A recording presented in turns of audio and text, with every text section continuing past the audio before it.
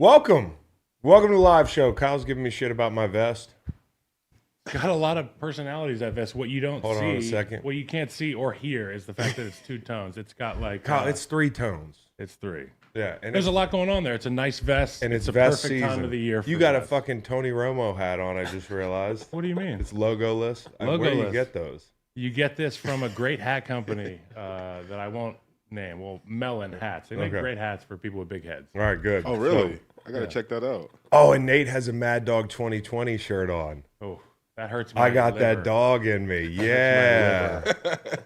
Is like that the that? peaches and cream? That's the peaches and cream for all the Mad Dog drinkers out there. I got this off of an ad on Instagram, and I bought this for you. You have to check this out. I got a it CD? came with a mixed CD that I think, Codeine and That rhinestones. T-shirt came with a mixtape. yes, Yeah. I love the marketing. All right, good. So we got the fashion updates. I'm in. Guys, it's vest season out here. There's a is. chill in the air. Or That means waffle season. or waffle season. It's big man That's a thermal. clothing weather. Mm-hmm. So that also means it's football weather. As this season goes on, we're gonna realize more and more who are the pretenders and who are the contenders, and that is not a segue into Sunday Night Football because we have America's teams first. Kyle. As always, America's team's first because America is first. Number one, America's team, and I'm not going to in give a lot golf. of information here. The San Francisco 49ers, CMC, Kittle, Mr. Irrelevant, Fred Warner, those uniforms. There's a bunch of players I didn't even name. Number two, Air Force football. Undefeated. Oh, they are. They're not, Shedeur Sanders isn't the only offensive weaponry housed in the great state of Colorado. The Air Force lightning bolts, as it were, on their helmets. Mm-hmm. Not They got sure what sweet their name helmets. is. I think they're just the Air Force. I feel like their mascot should be Air Falcons. Force. Well, the Lightning Falcons. The Air Force Lightning Falcons are superior. Number three, University of Southern California. They've got the best quarterback. They say he's a generational talent. Mm-hmm. He's got painted fingernails. Yeah. They're the next generation, the next iteration of the future of football. Yeah. You're looking at Lincoln Riley. He could be wherever Caleb Williams ends up. He could be his coach. Yeah, you're And right. you know what? Little Cliff Kingsbury. They also have different talents there we're working with, right? Yeah, That's hopefully. that's the retort. Oh, Cliff Kingsbury. No, I'm like, no. I'm like, well, you're not working with a toddler here yeah. at quarterback. Yeah. And Will Ferrell is your DJ at your frat house. He Yeah, it's shows pretty up great. to your frat party. He's shooting the smoke gun at 10s in the front. I just love it. Yeah. USC, it pains me to say this as a Duck, but USC, number three. Number four, By the way, Kyle, on your America's team, I was up late watching that game, and it was 17-0 Arizona. I went to live bet Arizona, or I went to live bet. I went to live bet USC, and they were still minus 150 money line down down 17-0. So Legend. my dumb ass said, I was like, well, I guess I'm just gonna bet Arizona. I fell asleep as they go into overtime. Caleb Williams so electric. that's Chase Long. Yeah, That Chase- I always hear about on Twitter. Yeah, Chase Long. Or the X app. I apologize. I'm a verified premium member of the X app, by the way. This is a new development in my life. I didn't tell my wife that I spent $100 on Twitter yet. I thought about paying for it so I could just write obnoxious novels. The greatest thing about having premium, if you're ADD like me and you like to fire off tweets, is when you press send, it sends you to a second page that's like an "Are you sure?" page with a little wheel. Tucker Carlson video. It's a wheel that goes around and it's like, "Are you sure you want to send this?" You can either undo it or you can send it. I like that. I edited a half dozen tweets I sent last night. Editing is a motherfucker. I'd like to edit my So tweets. you know what? I was gonna say the Bears, but everybody knows they're back. Number four, the X app. Elon Musk. Number four, America's team. Number five, Goofy. freedom of speech, Chris. Freedom of speech, Chris. It's a big thing. You know what I mean? And number five, good husbands allowing type A wives decorative carte blanche during the holiday season. I've been approached by my wife, who's amazing, Kate. Yeah. She's great, but she plans ahead. Yeah. So, she's got turkeys in mind. She's got Christmas trees in mind. She's got presents in mind. Yeah. It's Valentine's Day. What right? about Halloween? Good guys, you have to understand that this is part of the deal. You know what I mean? We talk about golf. They like to discuss ornaments on the Skipping tree. Halloween? And what color, does the tree have to be? It's going to be green. You're probably going to cut your own tree down, Tree's right? going to be green. It's going to be a green tree. But I'm Okay. saying, what kind of shit are we putting on the green tree? So America's team is what? good husbands dealing with type A wives. All right, that's good. Sign me up. You know, who can relate more than us? Sign me up. Coach, when's the tryout? Fuck, she got a lot of questions. I don't have a lot of answers. All right. All right. She's not listening. She's with the. She is probably at the pumpkin patch. My wife's working hard. She's with the kids. So, all right, is it my turn? America's teams? Yes. Chris Stapleton fans. I went Thursday night to see Chris Stapleton. I've seen him before. My dad's never seen him. Took my parents. Oh, wow. Shout out to Pete Snyder for hooking us up with the tickets through and Game Time app. So I got my tickets through Game Time, and then my parents were like, it was one of those things where mom and dad had been talking about this concert for months, but not doing anything to secure tickets. Like, Chris, what are we doing? So Game Time hooked me up. That's awesome. And then I didn't have two more. So I actually, through the Hail Mary, my boy Pete hooked us up, got my parents in the suite, and Dad, Kyle, was like a child. He had never heard Chris Stapleton live before. And every 3 seconds he would turn around and go, he sounds just like on the album. Oh my gosh. It reminds me of Van Morrison. He spent the whole time. What was the venue? JPJ. Okay. He spent the whole time like this. I was watching the concert through his phone. And you know, like, that's kind of a no-no nowadays. Like, people are like, hey, just watch the show. I even feel weird but Dad is like in that boomer generation where it's totally fine to do that. And he was just such a kid in a candy shop. Love Chris Stapleton. Chris Stapleton is a bad motherfucker, dude. Doesn't say hello, doesn't say goodbye. I don't know if you realize that, Cowboy Reed. He didn't talk for 3 songs. No. He just walked out, started playing. 3 songs in, he was like, how y'all doing? And then when he finished, and by the way, they played Rainbows, he just walked off. Which he's done this, I think, every time we've seen him, but he'll hit that last chord. His guitar just is reverberating through the whole place. He just takes his guitar off, puts it on the ground. Band walks off the stage with the guitar still going. Yeah. It just flashbangs the audience. He does. And we're like, is it over? The lights are on. When he played Second One to Know, I caught myself just saying, fucking badass. Yeah. Like, to myself, I was like, he is such a badass. He rolled. Did he play White Horse? He played White Horse first. It was sick. He started White Horse, Parachute, Second One to Know. And the great thing about Chris Stapleton is the reason he's in America's team, like Chris Stapleton's fans, is because everybody loves Chris Stapleton. Like, he crosses so many demos, like the whole thing. Everybody, even if you don't listen to country, in multiracial Instagram reaction videos no question, to music, where people are like, "Holy fuck. shit!" Wherever you come from, whatever music you like listening to, you probably like or respect Chris Stapleton. So, America's team, Chris Stapleton fans. The University of Virginia, we are no longer winless. We beat William and Mary. We had to go down 13-3. That's tight. just how we do it. Yeah. But I feel really happy for those players. They've been through a lot over the last calendar year, year and a half, and you know, if you know about that whole situation, I don't need to say anything more. But those guys getting a win, they've been through a ton. I'm really happy for the players on the University of Virginia football team. And right before a bye week, so you get to that's soak in that win. Yeah. I don't want to be the Yeah. bearer of bad news. Yeah. Maybe be the only one, but maybe you get 2 weeks to soak it in, think about it, gear up, and get ready for the back half of the season. The Rams defensive line. I got to see William Hayes and Robert Quinn. I didn't this even weekend. realize you were down there with them. So I went down to a little brother block party in Durham, and me and Dr. Fax went down because I know one of the guys in that group. Shout out to Big Pooh, and I know Joe Scudda, who's a white rapper. And like we said to Joe this weekend, like you're maybe one of our favorite white rappers. There's just not a lot to choose from. Gotta be. And I really like Joe. So Joe hooked us up. You know, we got to see those guys play. And it was a great vibe. Like we just kept turning to each other like, what a great party. So shout out to little brother. And shout out to William Hayes and Robert Quinn, because I hadn't seen those guys together in a few years. You know, I got to see Will a month or two ago, but I love those guys. Every time I get together, it reminds me of that great group we had. So any St. Louis fans listening, I still think about that group. I still think about that team. I know Rams fans say I hate the Rams.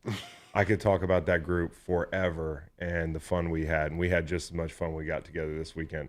It was like watching a few kids Wasn't it? I really missed out was. on this weekend. That's a big weekend. It was cool. I would have. We were talking about you. I would have definitely done that over rafting. We were talking about you. I pulled the video up of where you drug William 15 yards down the field and got ejected. I love William. Because all his friends from high school are like, wait, he never told us about this.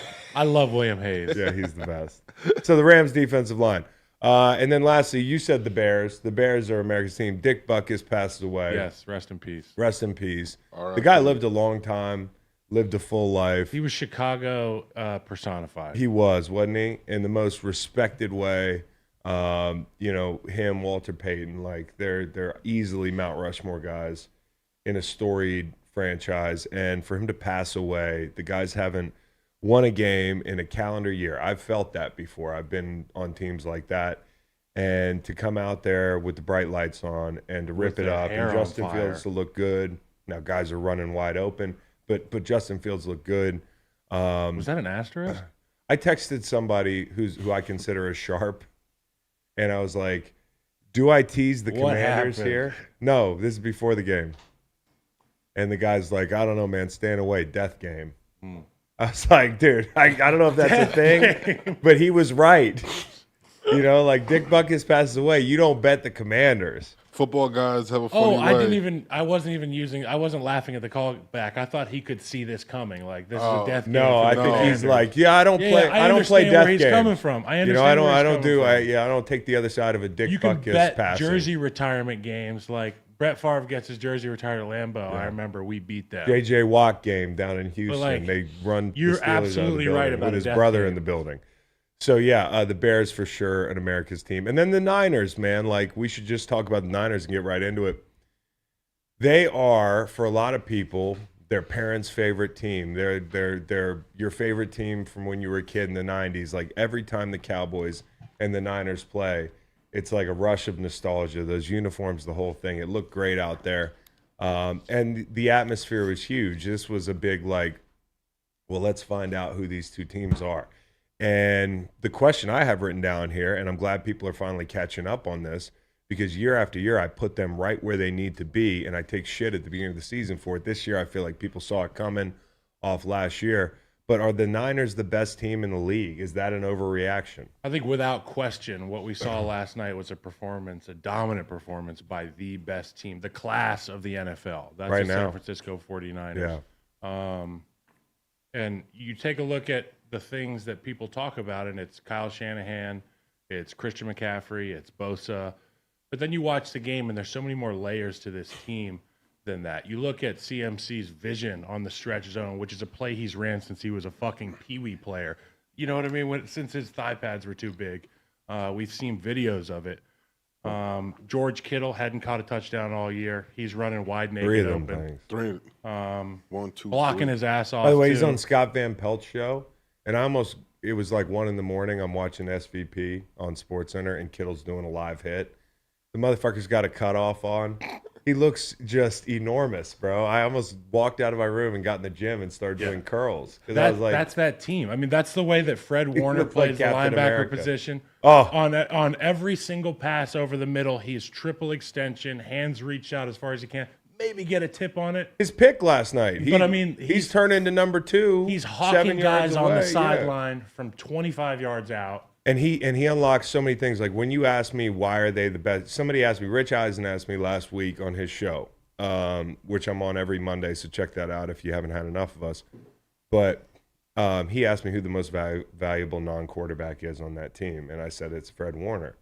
And that's just the first thing that came to mind. Now, you can say Christian McCaffrey, but they were pretty good before that. Mm-hmm. They just added another element. You could say Debo. The yards per carry is massive from any back in that offense. But I think, and I think exactly. I mean, look at the other guys that they plugged in. It's and like Miami. That's no dirt on Christian McCaffrey. No, or Mostert, or any of these guys that have played well in San Francisco, but they have a system, and it is tactical. And on defense, they have a system as well that's kind of cheat codey. And the biggest cheat code to me is having a backer that can let you do so many things in coverage. I mean, we're going to talk about the Bills losing Matt Milano. Oh, like there's only one other guy like that, and it's Fred Warner. And Fred Warner's the best in the business. And so, like you don't even get it. You talk about just forgetting there's certain guys on this defense like Drake Greenlaw. Charvarius Ward last night blanketing the sideline, like just going for a jog down the sideline. And I got to have it for Dak Prescott just to save face. Yeah, and you talked to George Kittle after the game. Scott was talking to him, and he was like, what can you tell me about what this defense does for you? And he's like, they're unrelentingly physical and aggressive, and eventually you can't match that level. And especially when the offense is scoring the way they're scoring, to beat this team, you have to be perfect. You have to play damn near perfect, especially if you're the Cowboys. I think, like some other teams might be able to make some mistakes and hang in there with these guys. Zero room for error with Dallas. But like you start the first drive, you get a 15-yard penalty, and then you bookend it by blowing a coverage, not passing a coverage off. You come out in the second half, you're trading punts for touchdowns, interceptions for touchdowns. And, for the Cowboys, this has gotten worse every time they've played them. The defense imposing their will on the Cowboys, the points have gone like this in this trilogy. Down, down, down. And last night, as the offense has now taken a leap with Brock Purdy, who in my opinion, I said this like a month ago, he is a fringe top 10 quarterback. And I'm not putting him in the elite category. I think that's disrespectful. He's not those guys. No, I think he's top 8. You think he's top 8? Okay. I haven't listed them. Yeah, I haven't gone through that process. Yeah, we'll try it later. We will. That'll be a fun exercise. So I think by fringe, he could be 9, he could be 11, he could be 12, but he's not in the elite category. But he's played his way there. But what he is for me, and the reason that I respect him, it's this offense can get held against him, but he can make the off-schedule plays. And that's where he kind of thrives, I feel like.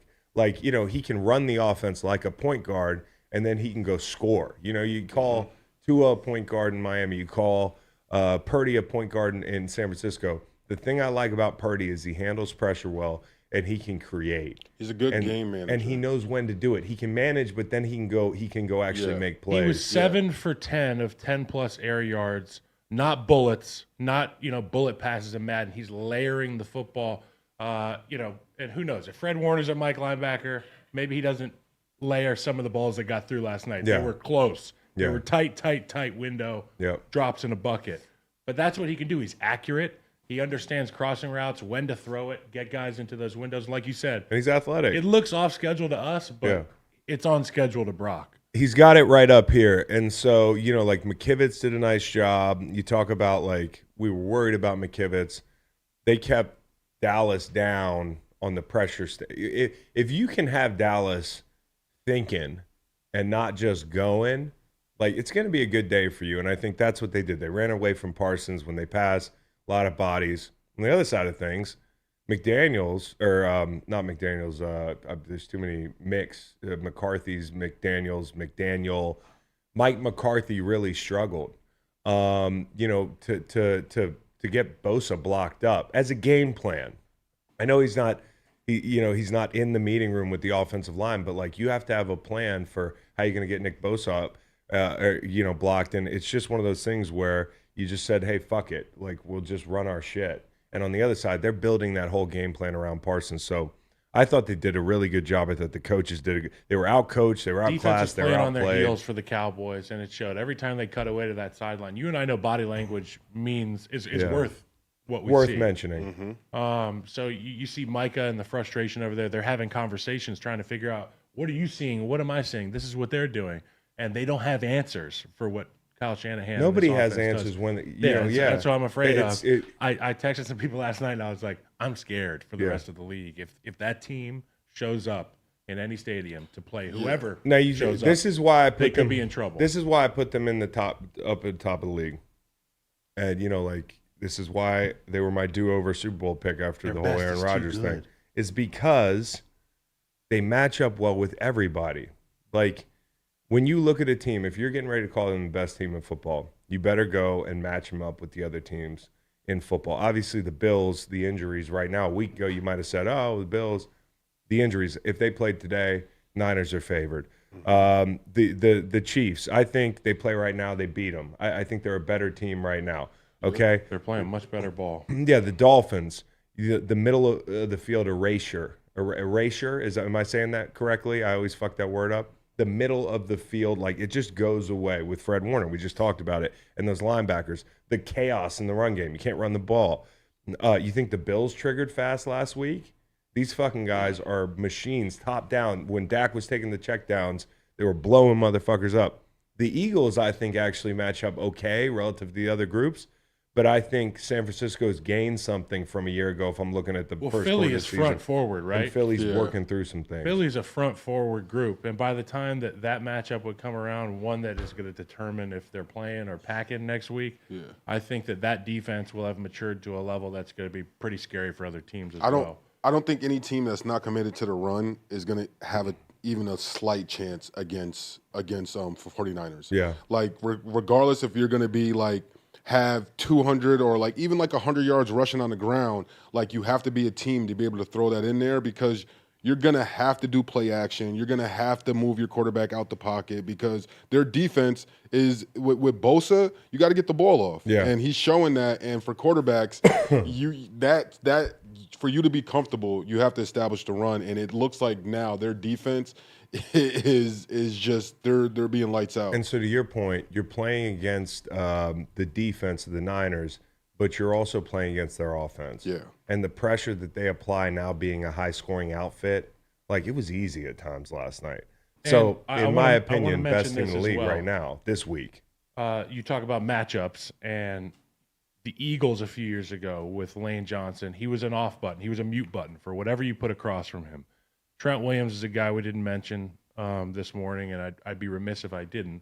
When Collinsworth and Tirico were presenting this heavyweight matchup that was about to take place, and it was camera one on Trent and Micah, and you can see Trent dig in his stance, and you can see him bow up a little bit, and he takes that big puff before the snap, and I'm like, oh my God, he's about to unleash hell on him. And he takes his step, boom, boom, boom, boom, 4 hands on Micah. Micah's like, looks like a child in Trent Williams' chest. Yeah. No disrespect to no, Micah. this is a tough matchup. So moving forward in terms of matchup, whoever you have on that side, erase them.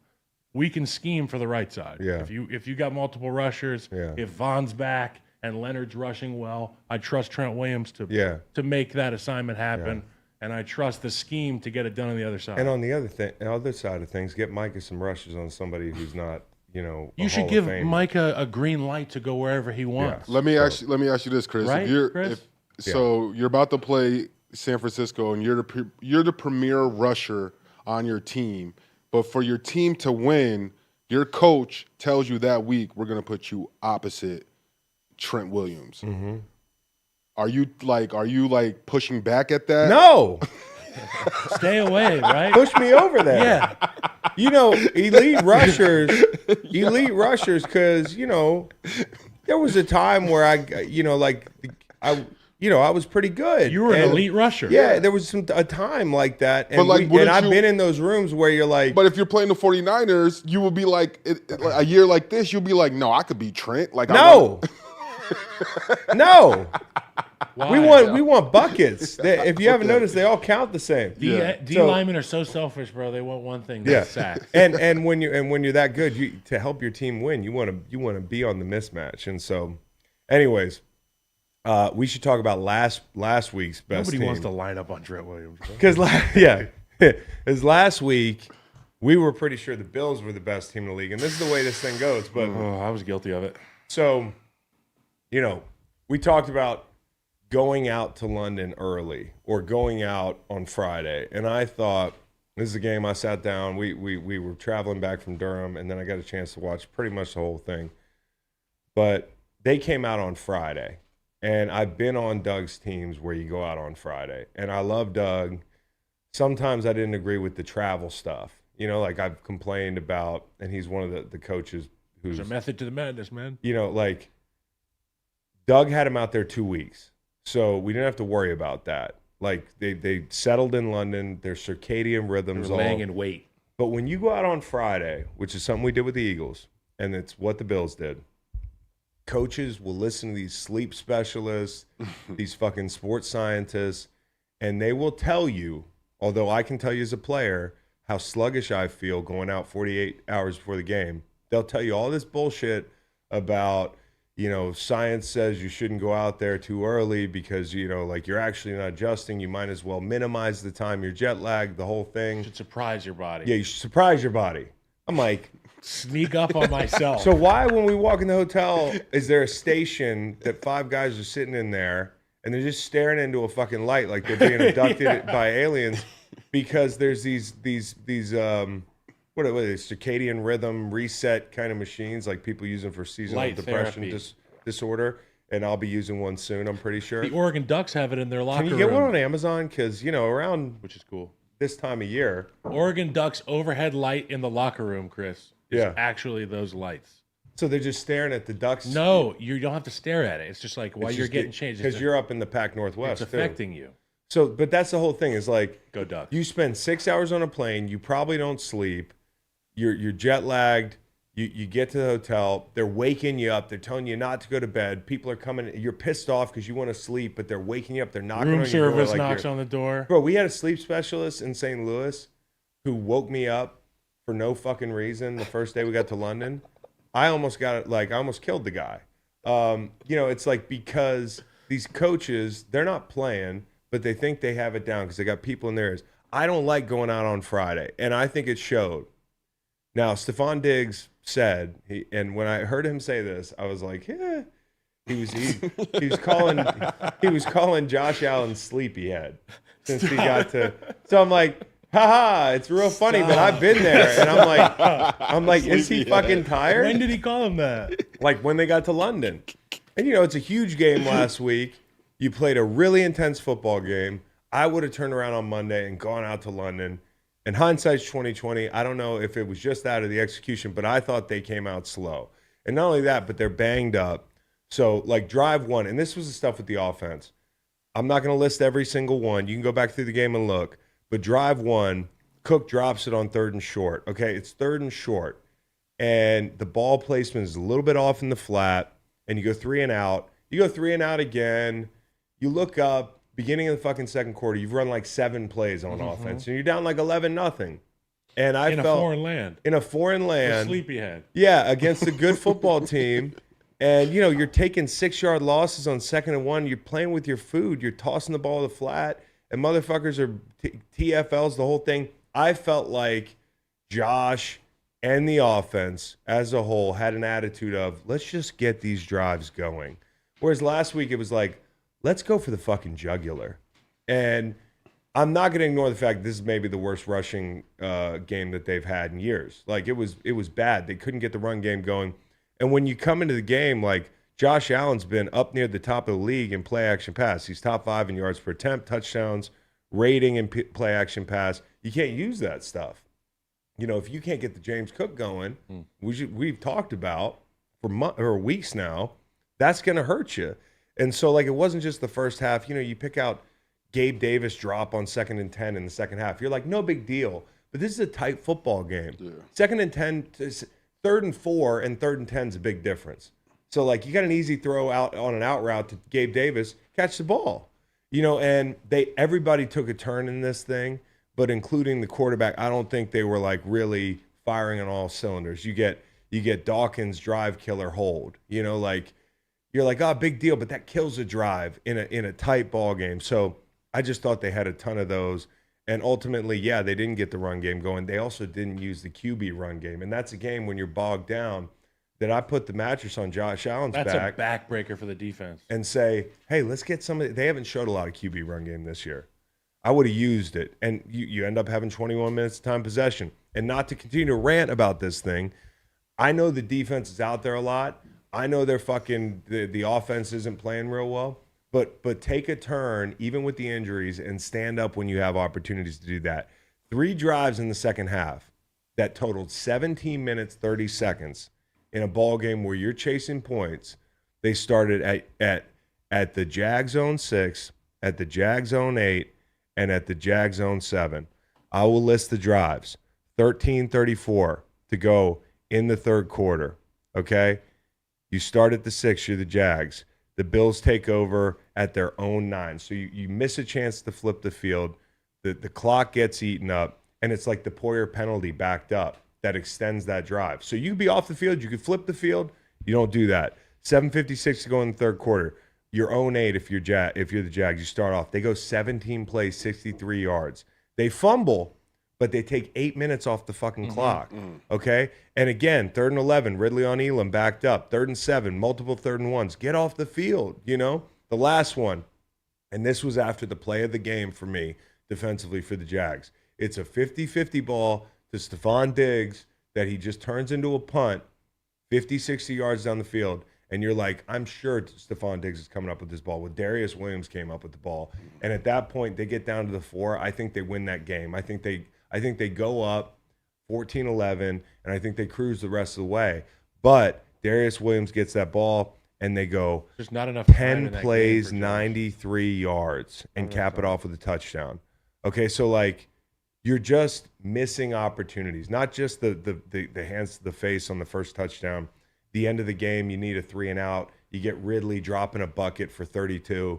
Like time and time again, the Bills defense just didn't do enough. And I know they're hurting. I know it's a fucking tough day to say that. You're down Milano, you were down Rousseau, you were down Benford, you're down White, you're down Lawson, but you got to step up when you get the opportunity to do that. For me, this is such a huge moment for Doug Peterson. It's such a huge career moment for Trevor Lawrence. The adversity of going across the pond and playing twice. 2-0. Twice coming back here after beating Josh Allen. Third downs are massive in the NFL. He was 8 for 9, 90 yards on third down. And typically not good there. But that is a stat that's really telling of his confidence in the pocket, his understanding of the scheme. Him and Doug are hitting at the right time. Obviously, we were questioning their whereabouts early in the season, but Trevor Lawrence is back, baby. The hair is back in. Yeah, and it takes a month. We talked about it taking a month balling in the passing game. ETN, like they couldn't get the run game going up the middle, but they were denting them on the perimeter early in the game. And ETN really, the yards added up. And I thought the perimeter run game, Kyle, occupying the second level's eyes and keeping them in the run front, staying engaged. And then they killed him with Calvin Ridley. Calvin Ridley on whatever corner, whoever you wanted to match him up with, he was lethal. And a bunch of them were third downs. And so, you know, Lawrence, he's 7 for 22 to Ridley on various defensive backs. There wasn't one. The Bills loaded the box, even with the fucking corners outside, and they said, you got to beat us, and they did. They take shots. And, you know, Lawrence making that check on 3rd and 4 late in the game, it's the second week in a row they've gone off schedule to do something in a big situation.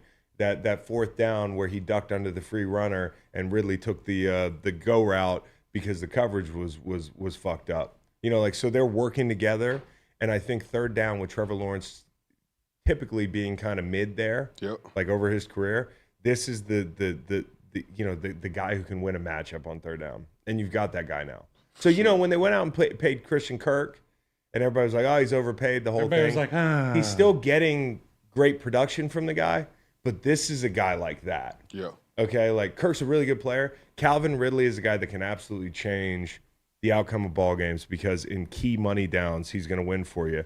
And I also think maybe we should just fucking credit the Jacksonville defense.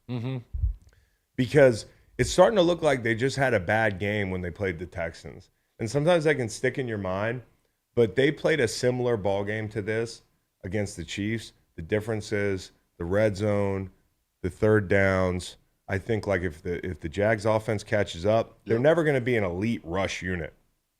They just don't have the personnel for that. But they can be really stout in the run game, and they can get home by playing really hard and rushing as a group. I think I got to give credit to the Jacksonville defense. And Buffalo, last thing, where do we go from here? You lose Matt Milano.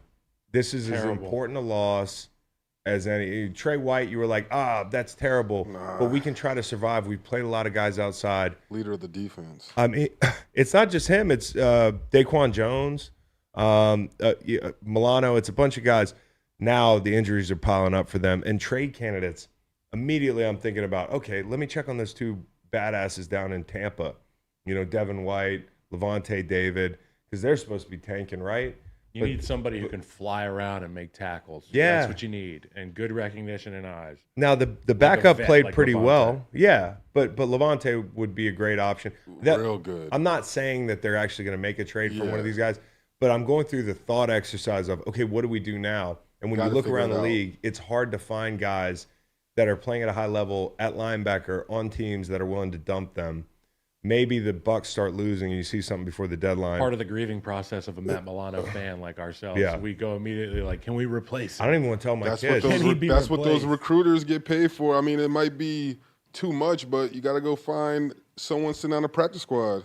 Or like look at a backup somewhere that you know that but probably you have can play. Practice squad guys. You have backups. Yeah, I know. So I guess it's gonna be like you said, it's gonna be tough. But you gotta hope dig deep. You gotta hope your backups, your practice squad guys have a next man up attitude, and that goes for everybody in the defense that they've lost.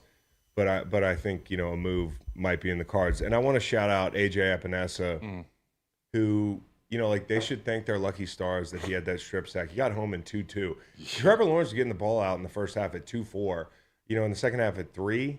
So, they definitely had a game plan where they were like, we're going to get the ball out, we're going to beat these corners, and we're going to be on time. And so, getting down the red zone, I think they're down 11-0 or something like that, or 11-7 maybe after the Bills' touchdown.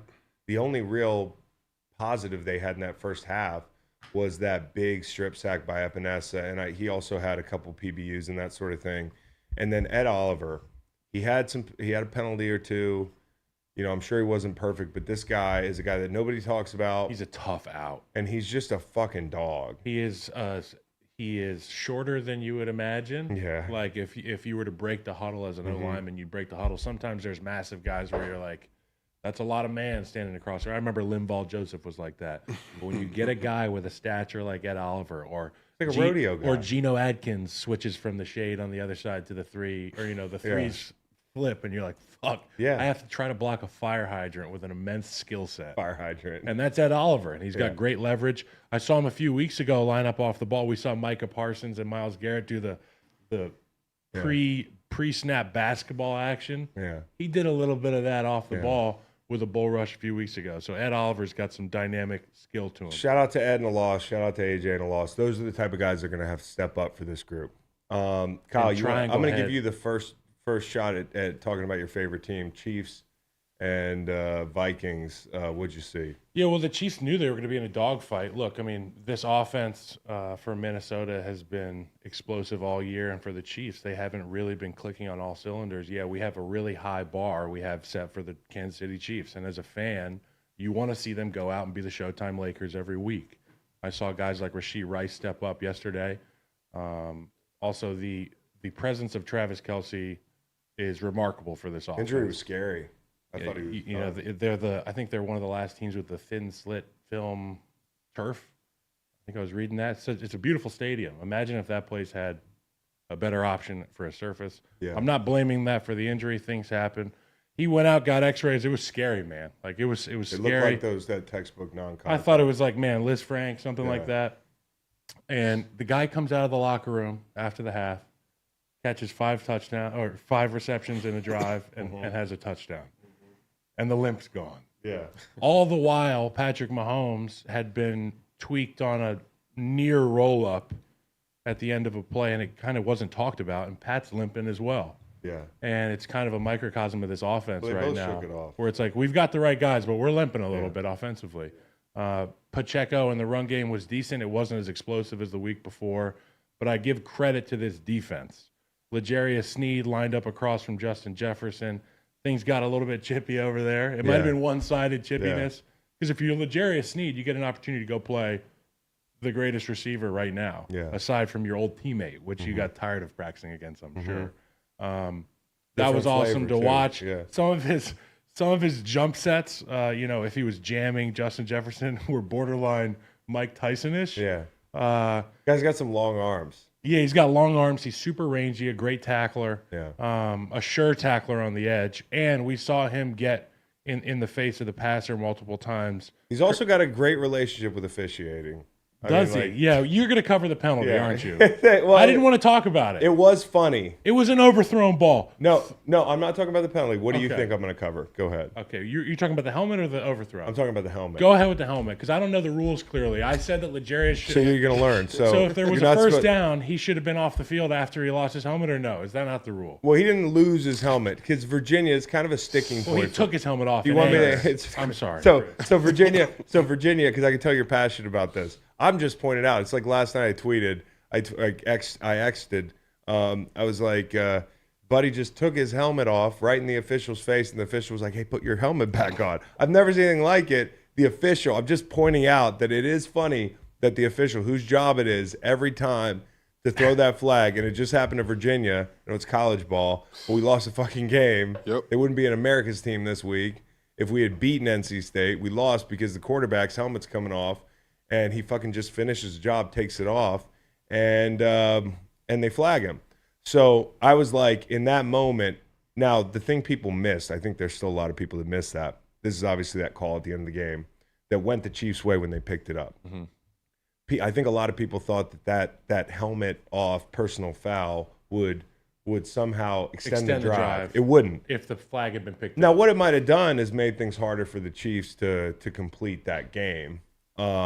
But I just thought it was pretty funny. Now, Chiefs fans, they go nuts in your mentions, like you're saying that they get all the calls. I'm not saying that.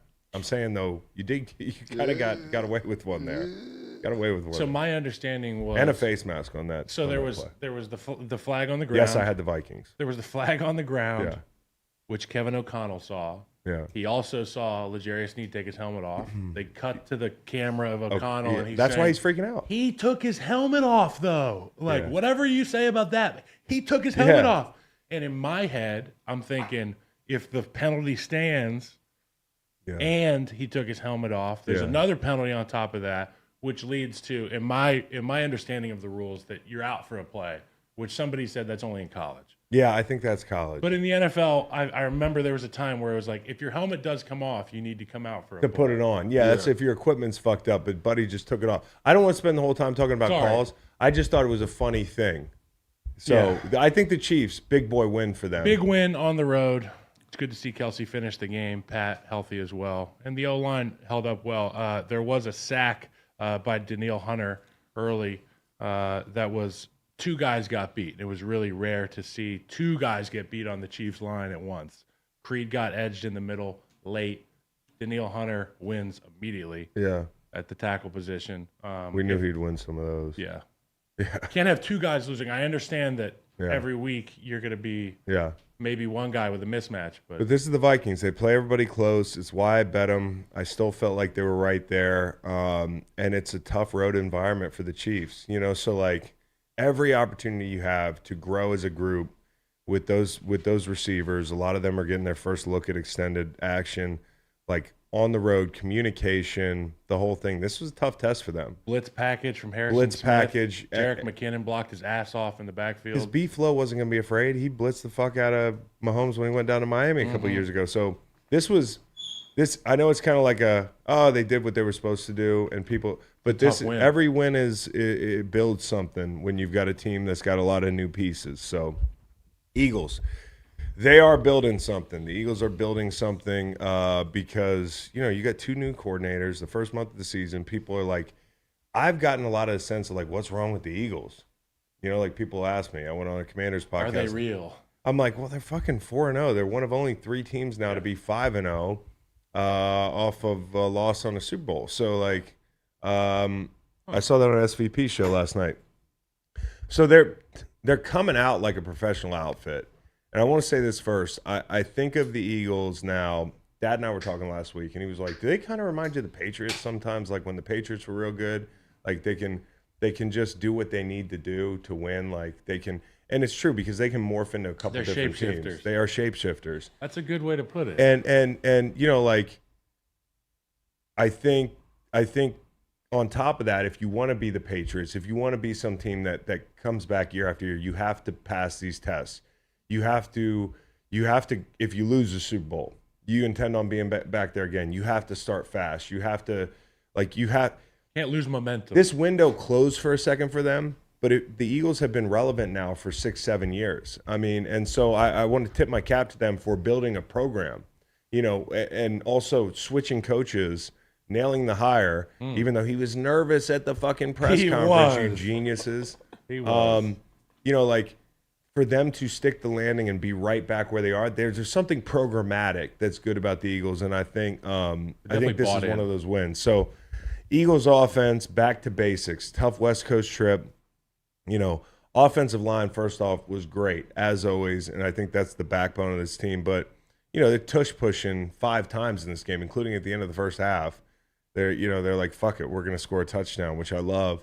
They're tush-pushing on 4th and 2. It was almost disrespectful. It was like a long 2. Mm-hmm. You get the swift run game. We talked about that run game. We talked about them getting the Rams out of that penny front, the lighter nickel look out of that penny front. That's disrespectful. And they got him. They got him out really quick. I mean, and we thought it might be Swift. Swift was 17 for 70 on the ground, but what it was Dallas Goedert. And we talked about those matchups where you have a size advantage because of that. You got him out of penny. He had 4 receptions for 45 on the first drive. I don't mean to say you got him out of penny the whole game, but you got him out of the smaller groupings. And then the QB run game, which is something we highlighted. The first month of the season, I don't know if Jalen, if they're like being intentional about, hey, we don't want to beat this guy, or maybe he was a little dinged. I know McNabb had something to say about something that kind of went under the radar. I don't know if that was clickbait, but McNabb said, I think he's dinged. This was a few weeks ago. They're running the ball, and like without Jalen Hurts, you leave a little bit of top end production in the run game on the table. I mean, it's damn near perfect, but this is the stuff. We talked about Rams rush lanes. We talked about quarterback run. They went to it in the red zone. I was really happy to see that. Even though every time you run the guy, it is risky. I mean, he took a step on one of his longer runs, and I thought he blew his knee out. I mean, like he landed awkward. It's like every time I'm holding my breath. But to win these big games, you got to use him. And third down, 13 of 18 compared to 4-12 last week.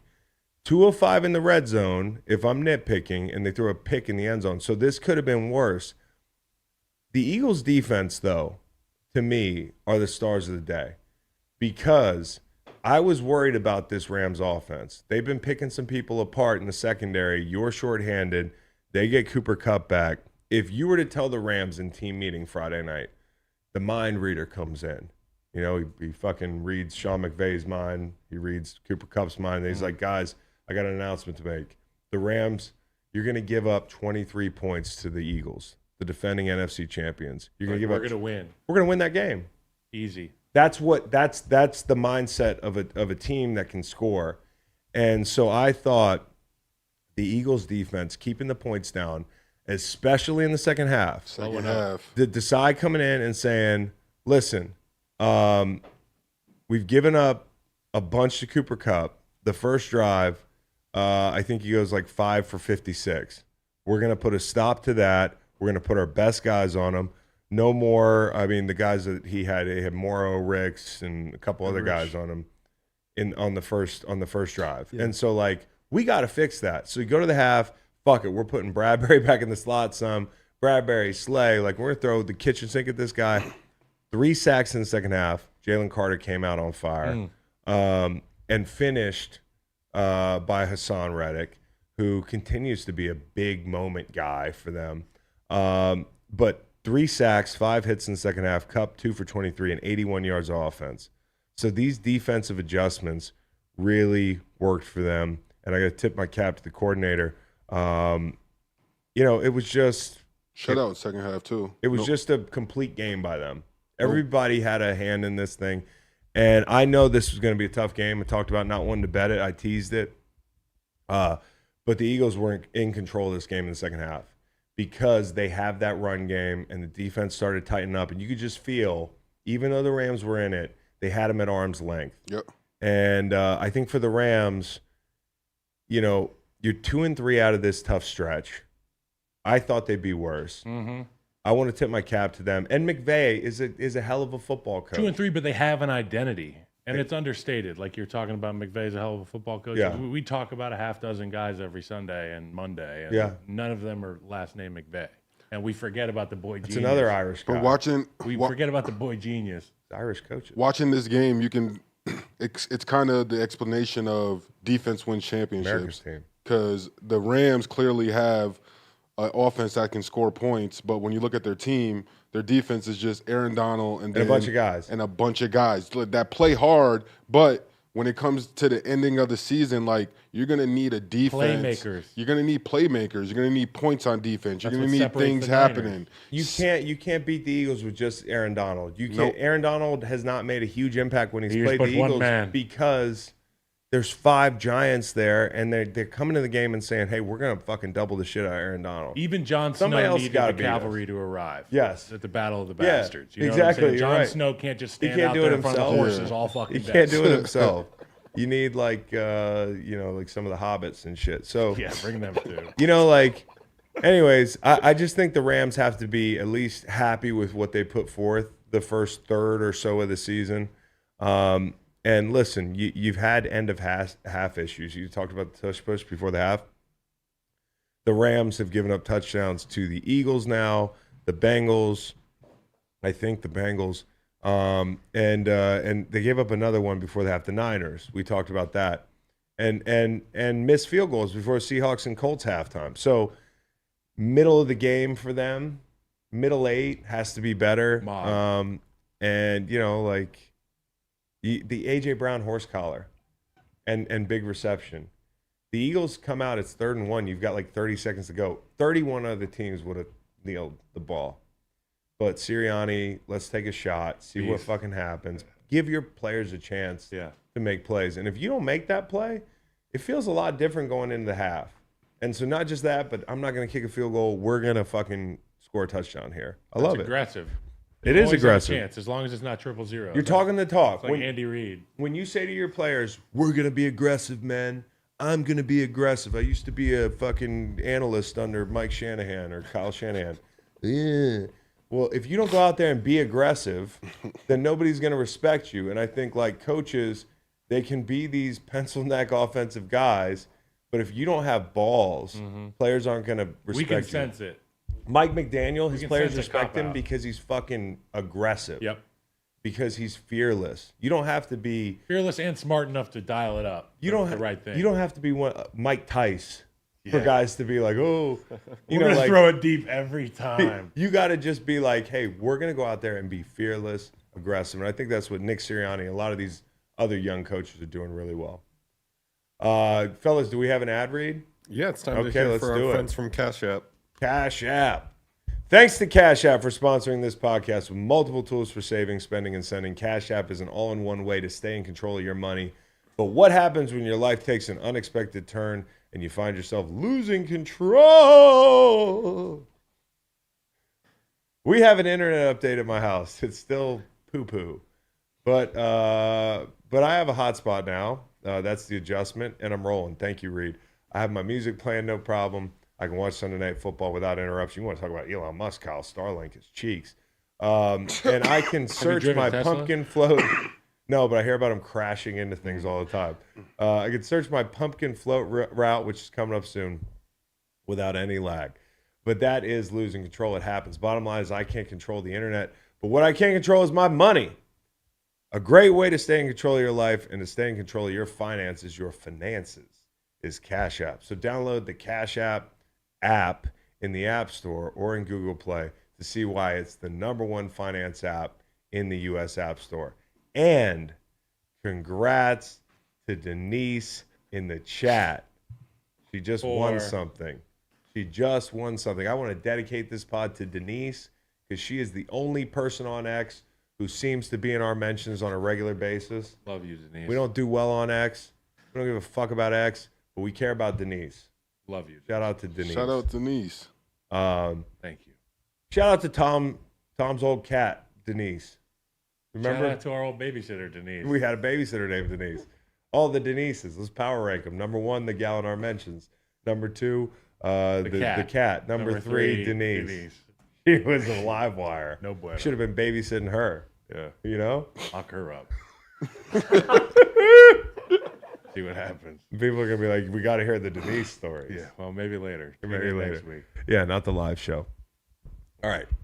So out of that, we're going to go Ravens Steelers, man. These guys have it on the rundown.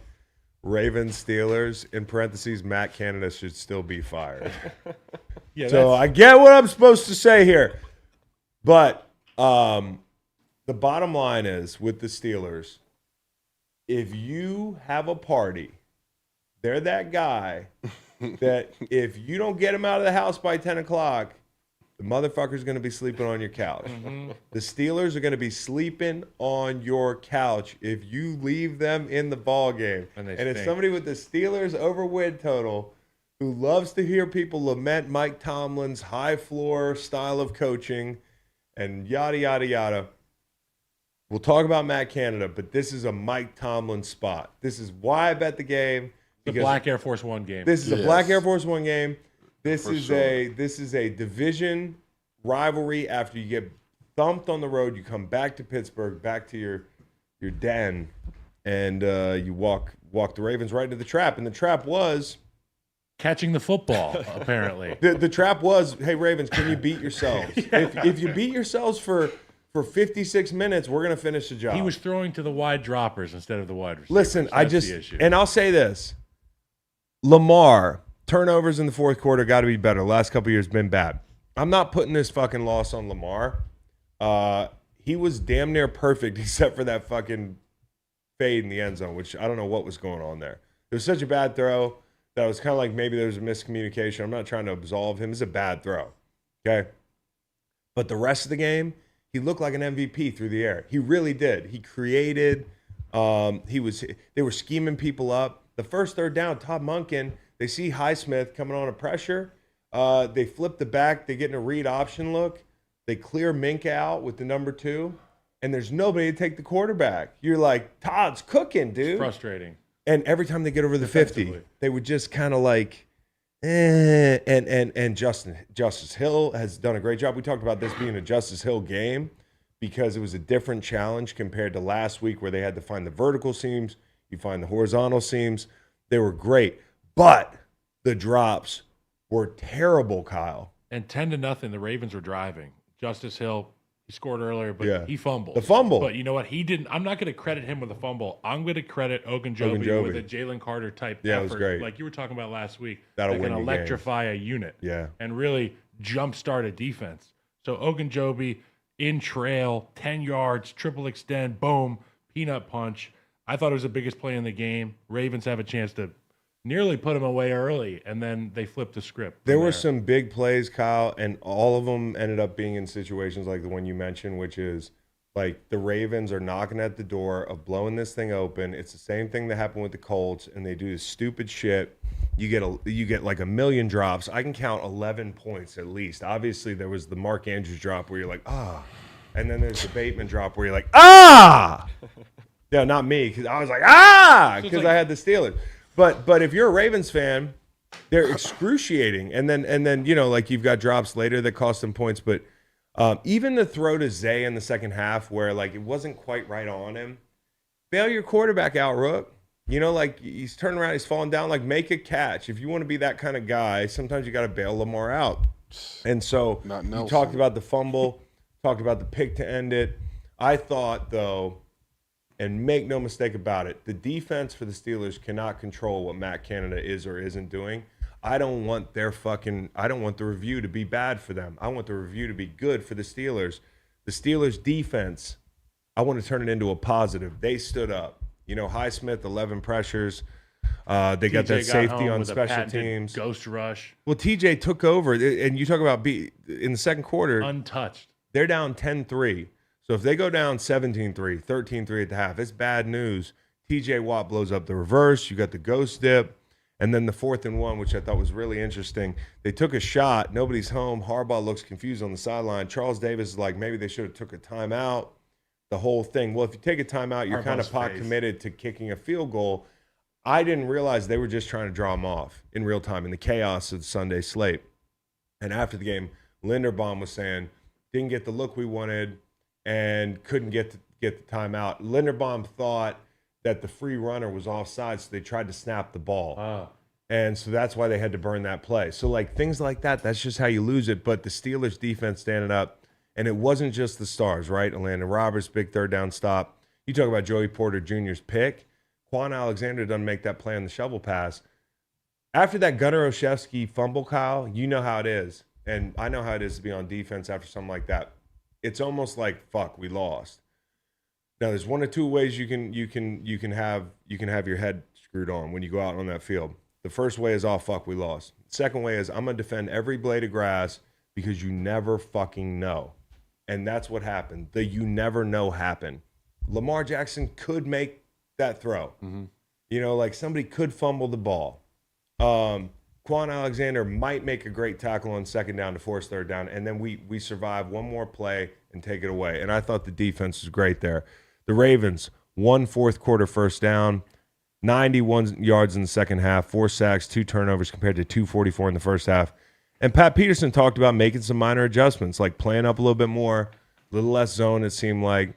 No more open holes in the defense was what he said. Now, that sounds good to me, right? Whatever you have to do to not have open holes. But I want to shout out, if you're the Steelers, the sky is falling. Matt Canada's terrible, the whole thing. You know, you're what are they now, 3-2 or 2-3? They're 2-3, right? 2-3. 2-3. You're 2-3, the whole thing. But 3-2. 3-2. Wow. Exactly, dude. So, like, we as don't bad have to as meet them at the Pumpkin River spot. Yeah. As bad as things are, Kyle, they're 3-2, Yep. and their young fucking stars are stepping up. Alex Highsmith has been huge for them this year. Strip sack yesterday, Pickens to Pickett, as bad as it was at times, the back shoulder stuff, the shot at the end of the game. Like, this is your next generation of players, if you believe this team to be worth salvaging. Jaylen Warren, okay, we'll talk about him in a second. He was huge. Joey Porter Jr. made the biggest play of his young career. So these are all young guys, your young core. Now, Matt Canada, let's talk about him, who did not celebrate, as I pointed out. But others pointed out. Some people quietly celebrate. Some people quietly celebrate. Some people go to the 2-point conversion. You know, like some people just stare at the TV. Some people do go straight to the 2-point. But usually these OCs are like, yeah. A little bit. And I was like, my conspiracy brain was like, well, maybe they fucking, during the first quarter, I was like, maybe they could do a thing. You know how they go quarterback change and they go to commercial and everybody like cheers or boos and, you know, they show the guy warming up. I would love it if they do like real-time coordinator changes. Like the guy has to get up, get him out of his chair. Seats. Yeah. And of course, coaches would be like, that'd be really demoralizing. But I'm like, welcome to our world. Yeah, thank you. You get up, the whole thing. Then they Stickers on the headset. Nance is like, oh, let's go to commercial. You're now the passing coordinator. Control assistant. Yeah, dude. Grab his tablet. Go get the bags. Yeah.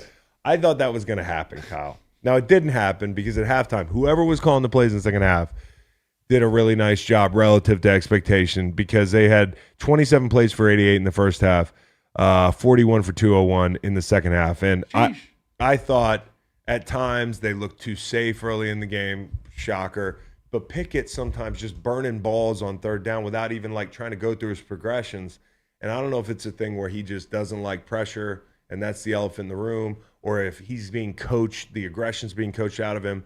But I thought they weren't aggressive enough early. And then taking sacks out of field goal range twice in one possession ball games. Like, these were the lows. But after they changed coordinators, maybe. I'm fucking around, guys. The only thing they really did different was they ran the ball more on first down. That was the only tendency we found. But what they did do was they got Jaylen Warren going. There was literally a Jaylen Warren drive, that 3rd and 10, where I'm like, no, cut it back up inside. The guy found the 2 inches on the sideline that he could toe tap and get the first down. Next play, he hurdles somebody. Next play, he's breaking off a chunk of the rug game. The offense looks better with him in it. And I said this last year. I was like, I don't know about Najee Harris and how the Steelers fans feel about it. I remember we got some people that were like, what do you mean? He's been playing really well. I just don't think he adds the same element that Warren does. And for whatever reason, that could just be a scheme thing. I'm not saying he's a bad player. I think Najee's a good player. But it's just not working. And I think I'd like to see more Warren. And I'd like to see more Pickens in general. I say it every week. I would take one back shoulder shot at him every fucking possession. Because every time you do it, for 2.5 seconds, everybody's looking around for flags. Yeah. Mm-hmm. You know, for an offense that doesn't move the ball, point. I would take the upside. It's like playing Moneyball or something, which I don't fully understand. Brad Pitt, one of the guys that hit singles. Him, just go at the basket. Can somebody explain Moneyball to me?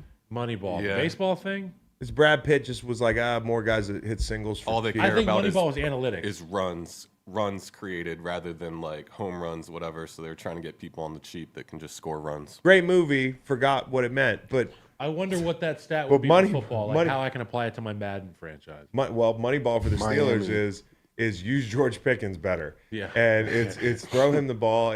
I saw him give him an end around. I saw him hit him in the middle of the field. The guy's a weapon, and he needs him and Garrett Wilson. I think even more so him need help for their careers because I think the ceiling on this kid's career is so fucking high, and I don't want to see him in a Matt Canada offense the whole time. And the Joey Porter thing, it's like the training camp video that we saw and the viral reactions we saw was Porter getting beat. And who's he getting beat by? George Pickens. I mean, he stepped up welcome yesterday. to planet Earth. Yeah. George Pickens is not from here.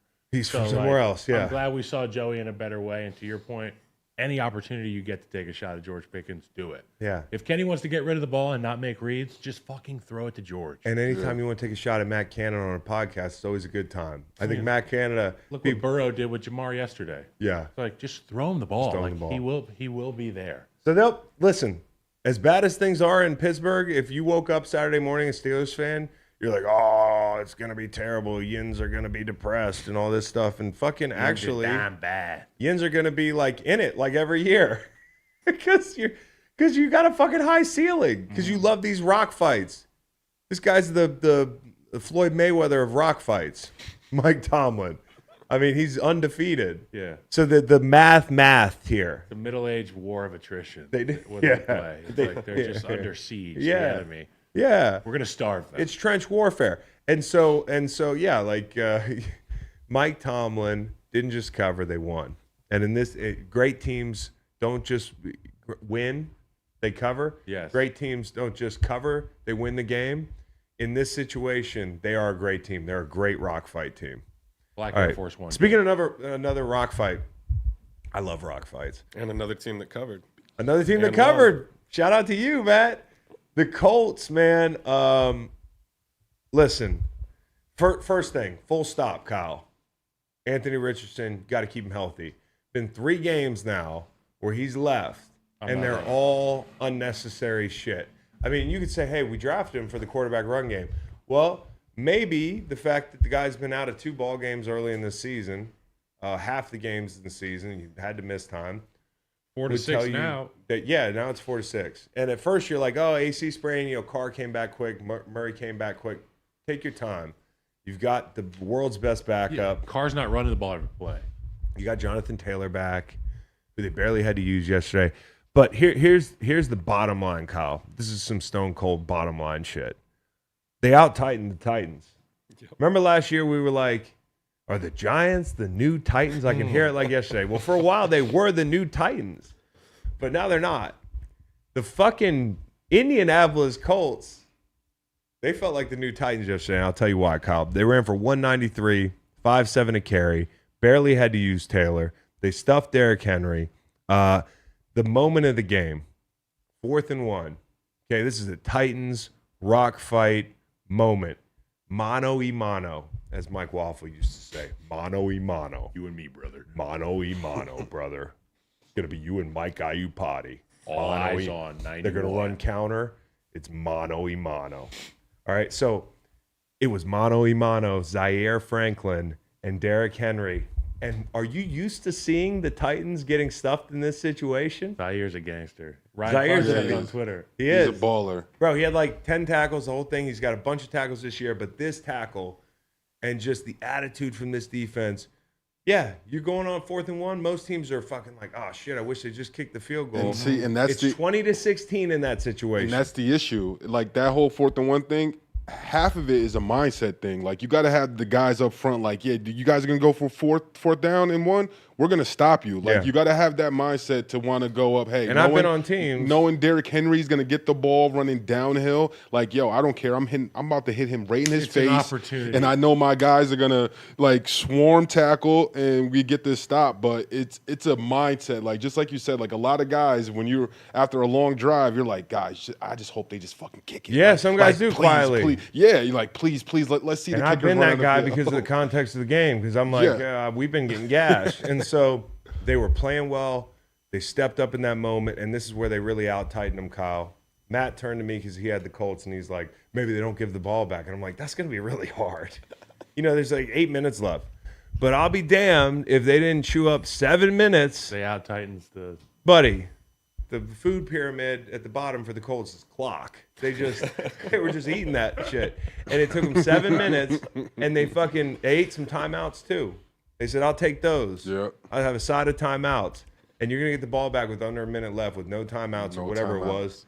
And Tannehill, no shot. So I thought this was like, now it's a tough weekend for the Titans because the Jags beat the best team in football from last week. I'm doing air quotes for those of you still doing audio. There's 2 quarterbacks in division who are probably better than yours, potentially. The upside of these 2 rookies who you've been trying to get rid of your quarterback for a couple of years. And you're used to being the guy that walks in the room and leans on people. You're used to being the bully. Mm-hmm. Now there's 4 people in the room, half the room, bullies. Now the Colts are like, now you can't leave. Now you can't leave, Mike.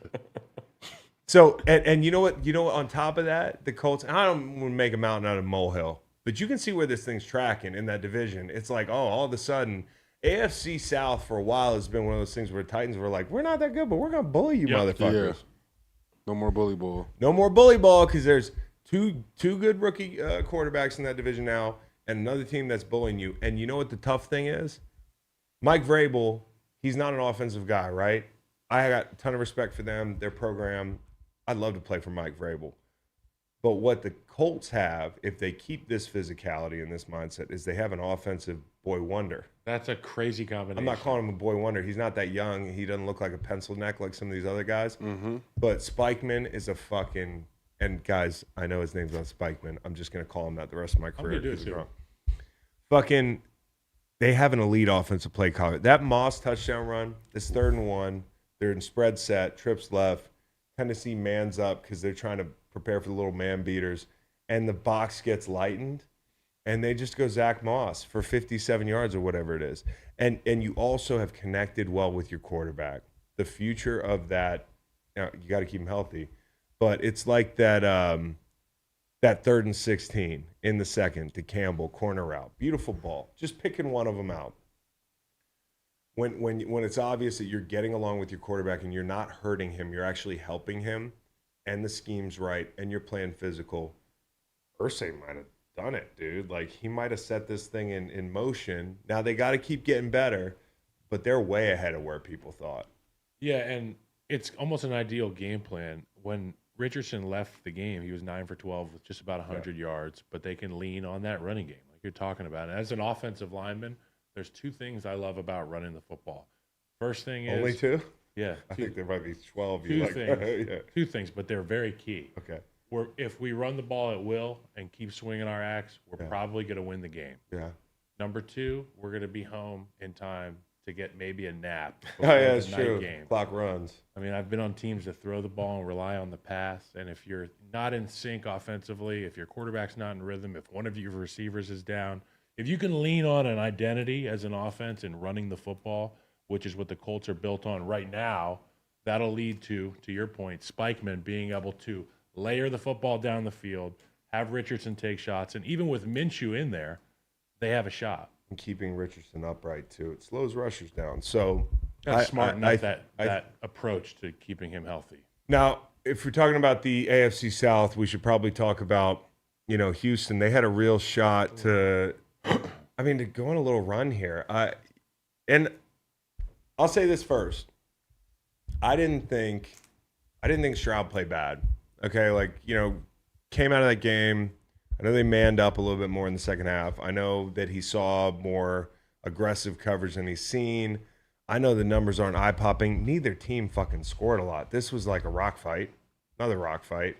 Just not as physical and fun as maybe but it was physical because the Titans came to play in the run game. Like, Titans were like, hey, the Titans are Titans. Texans. We just did the Texans. Texans. All these fucking AFC South teams. All these T's.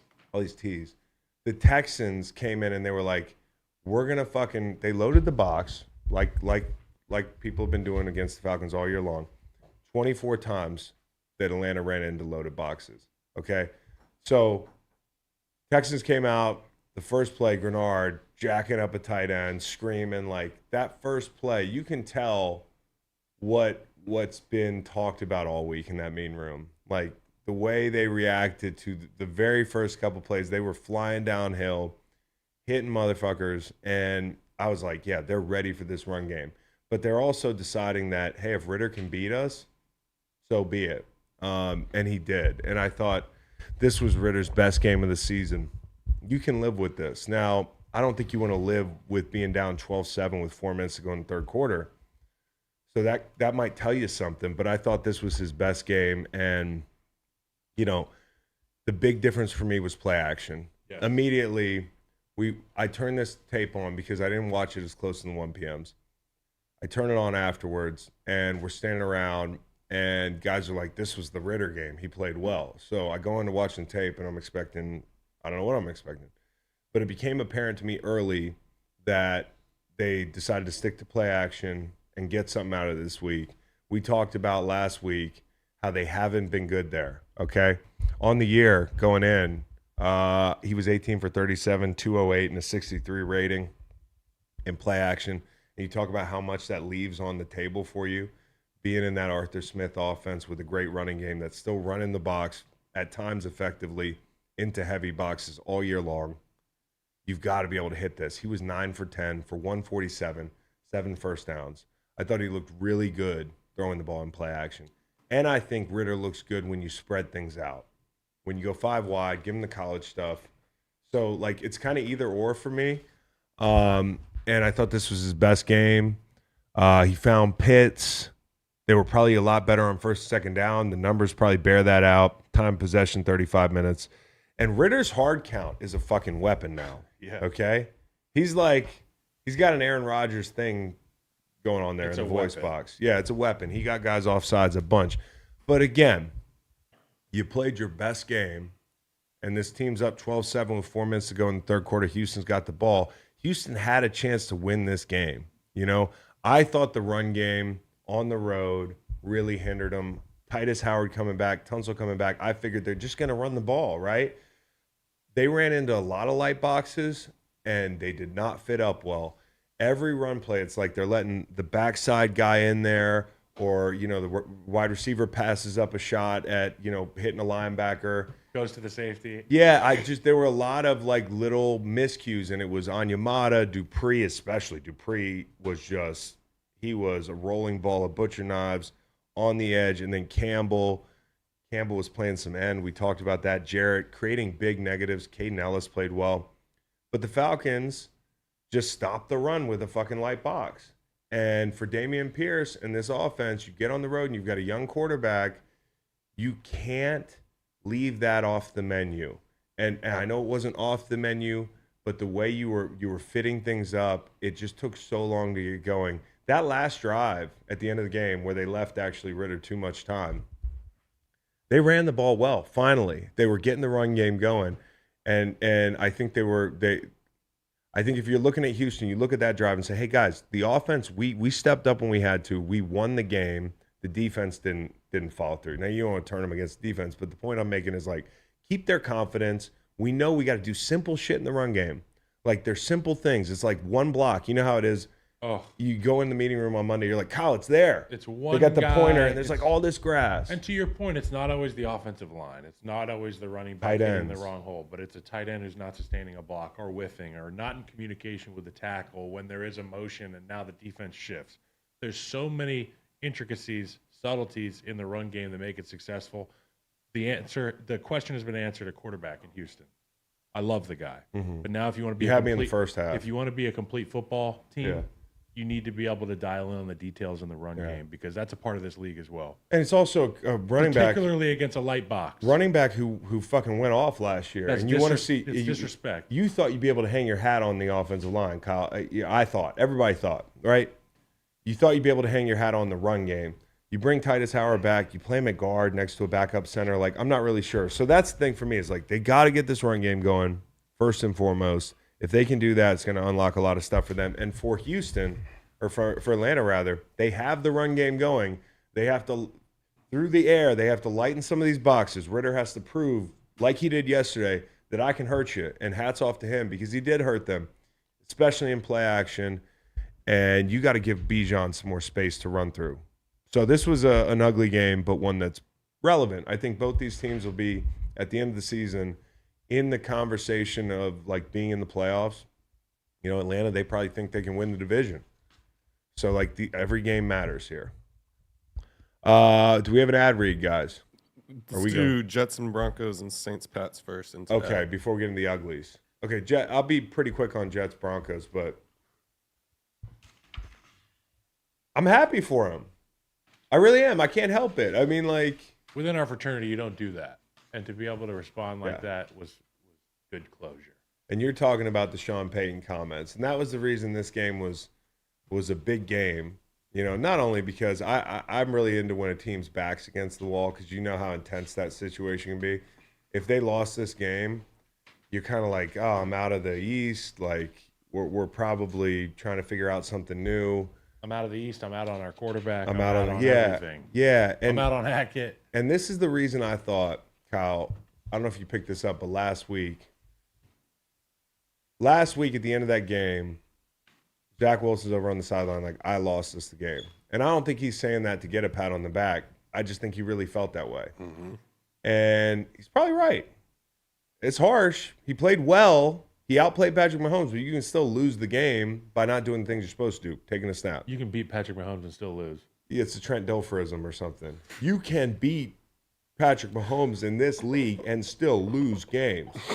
True. I'm headed to UAB. Oh, so yell at some kids. Yeah. So God, he is yelling at kids. Awful. You can yell at me like coaches. That. If I'm a UAB kid, snatch him up. He's a big quarterback. Ooh, no. He's a big quarterback. Go sit down. But he's no Chris Winkie. Chris Winkie was 6'6", about 300. And so 28. Yeah, Chris Winkie can talk to me sideways. But anyways, we're talking about the Jets. At the end of that game, Zach Wilson getting the love from his teammates. And he's like, I fucked that up. And they're like, it's all right, man. Like, body language, Kyle. We talk about body language. Huge. As soon as that game ended, what'd I tell y'all? I'm betting the Jets next week. All the sharps were on Denver, the whole thing.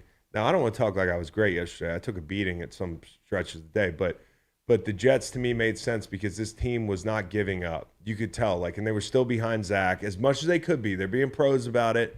And then coming in this game, Uzama breaking down the huddle. Fuck Peyton. Fuck them. We're doing this for Hackett. It was personal. So two guys that are really embattled this year that from the outside looking in, you're like, the whole building hates these guys. You know, Hackett, they just hate him from last year. Like, we get so caught up in thinking like people on the internet. Guys ride for each other. And I think the Jets could have done one of two things. The defense, the guys on offense, they could have gotten disenchanted with the whole situation and been like, fuck this. We're now the Crows. Everybody else, the Eagles. You told us we were supposed to be Eagles, coach. Yep. We're the Crows. We're supposed to fly high. There's no oxygen. There's no oxygen. I can't fly this high. Yeah. Well, they rallied together. They won on the road. They dented them in the run game. And I thought Zach Wilson played better as the game went on. The pick was a bad throw, but probably just more a great play by Surtain. And, you know, you live to fight another day. And so supporting those two guys to me was a big sign that this team's not done. You were saying throw Pickens the ball. Just hand Brees Hall the football. Yeah. Let that motherfucker go. No more for football. Let that motherfucker go. Yeah. Because if he makes one guy miss, yeah, he's gone. He's fast. They got to keep winning for the script because the script has Aaron Rodgers coming back for a game this season. Wow. Script. So I always forget about the script. I don't look at those emails. So the Jets got to keep winning for that to happen. Yeah, I don't want to short you, Reed. You want to complain about the Broncos for a few? Please. Yeah, it's just a bummer, especially when you look back at this season. We've lost to, 3 former head coaches, a former defensive coordinator, and a former ball boy of the Denver Broncos. So a bunch of L's. That's bad. That is also, bad. the McDaniel thing, like, I guess he tried to get on that staff, and they're like, nah. Yeah, we didn't even give him a head coaching interview. So and you look at, like, we didn't even give Kyle Shanahan an interview. Yeah. Or he was, like, out of the building before. You should have offered him a contract right there. You look at all the misses of the last, hiring Vance Joseph as a head coach. Missed that. Brought him back as DC. Boy, did we miss that. that, Hopefully Elway? he can turn it around. Elway, who's in front of us? Elway's Elway, making some yeah. decisions, but He- also So you got Formerly- beef yeah, with yeah. Elway, got- it sounds like. Yeah, man. Even I mean, though he Elway won the gave you Super Bowl. your You would only- say this one's for John? Yeah. Patton and Peyton, and so like Vance Joseph, fucking you go to Miami, you give up 70 points, like that's as bad as it gets, right? Well, no, giving up 200 on the ground at home, like that's an ugly deal, and I just wonder how hot the temperature is in there, and like who's Sean gonna blame for this one? Because it's just Did been. you see him yelling at Russell? Oh, brutal. Brutal. You think of our game. So Zach Wilson posts his highest completion percentage of the year. Justin Fields the week before had nearly a perfect half. Completion percentage wise. Week before, Dolphins. Yeah. Week 2, Sam Howell looks like a top 5 quarterback. Yeah. And the first week, Jimmy G, we let him walk all over us. Damn. So Had to That's feel how good. I Had, feel. had to That feel good for defense those guys, and stinks. probably a best flight candidate when we get there in a couple. My But dad always told me if you can't defend yourself, you shouldn't be out there on the field. And by the looks of that, it should be like Pat Surtain out there. yeah. Just fighting off Yeah. the entire offense. I mean, he was talking about injuries, but Yeah. I got it. Fucking, the Patriots are bad. Okay, I just want to say this as plainly and as casually as I can because we're not going to break down that game. Kudos to the Saints, man, coming in there and kicking their ass. And honestly, you've been waiting for the offense to look like this. Yep. Now, take it with a grain of salt. But how do we go from like a month ago? And I thought when I said this, I was like, Playoffs. they might be the best 0-2 team in the league. Playoffs. They played the Eagles tough, right? Like, you walk out of that game and you're like, hey, Pats are a tough out. They played the Dolphins tough. You walk out of the game, Pats are tough out. Like, you saw Mac Jones do some things over the first 2 weeks of the season where you're like, okay, that's better than last year. And now it looks like last year on steroids, Kyle. And if you look at New England, I was gonna make a play on this game, or I was listening to some people talk. And I know y'all don't like hearing about gambling all the time, but it's relevant here. When you bet the Patriots, people throw a lot of stuff at you. They're like, Bill in this spot, Bill, the Patriots in this spot, at home, low total, the whole thing. Bill in a game where the line's like this close and they're a dog, all that shit. And I'm listening along and I'm like, yeah, it sounds pretty good. And I'm like, hold on a minute, player. Fucking whole thing's changed. Mm-hmm. You know, that whole sample size, everything they built, everything the Patriots have built has been with Tom Brady and Bill there. And it's been with people taking pay cuts to go play there. It's been with them playing complimentary football. It's been with them doing things right. And so you can kind of throw that out the window. And it also goes to show you how it seems like there's no common thread between that era and this era, even though Bill's right there. Like, I know the roster sucks. I know Bill's had a hand in that. I know the group's had a hand in that. I know the receivers, the offensive line are hamstringing them. I know that this stuff happens over time. If you're a Pats fan, you can point to every draft pick, every fucking signing, and be like, this has been going on for years. But you've been able to get away with it at times. And you can't get away with it now.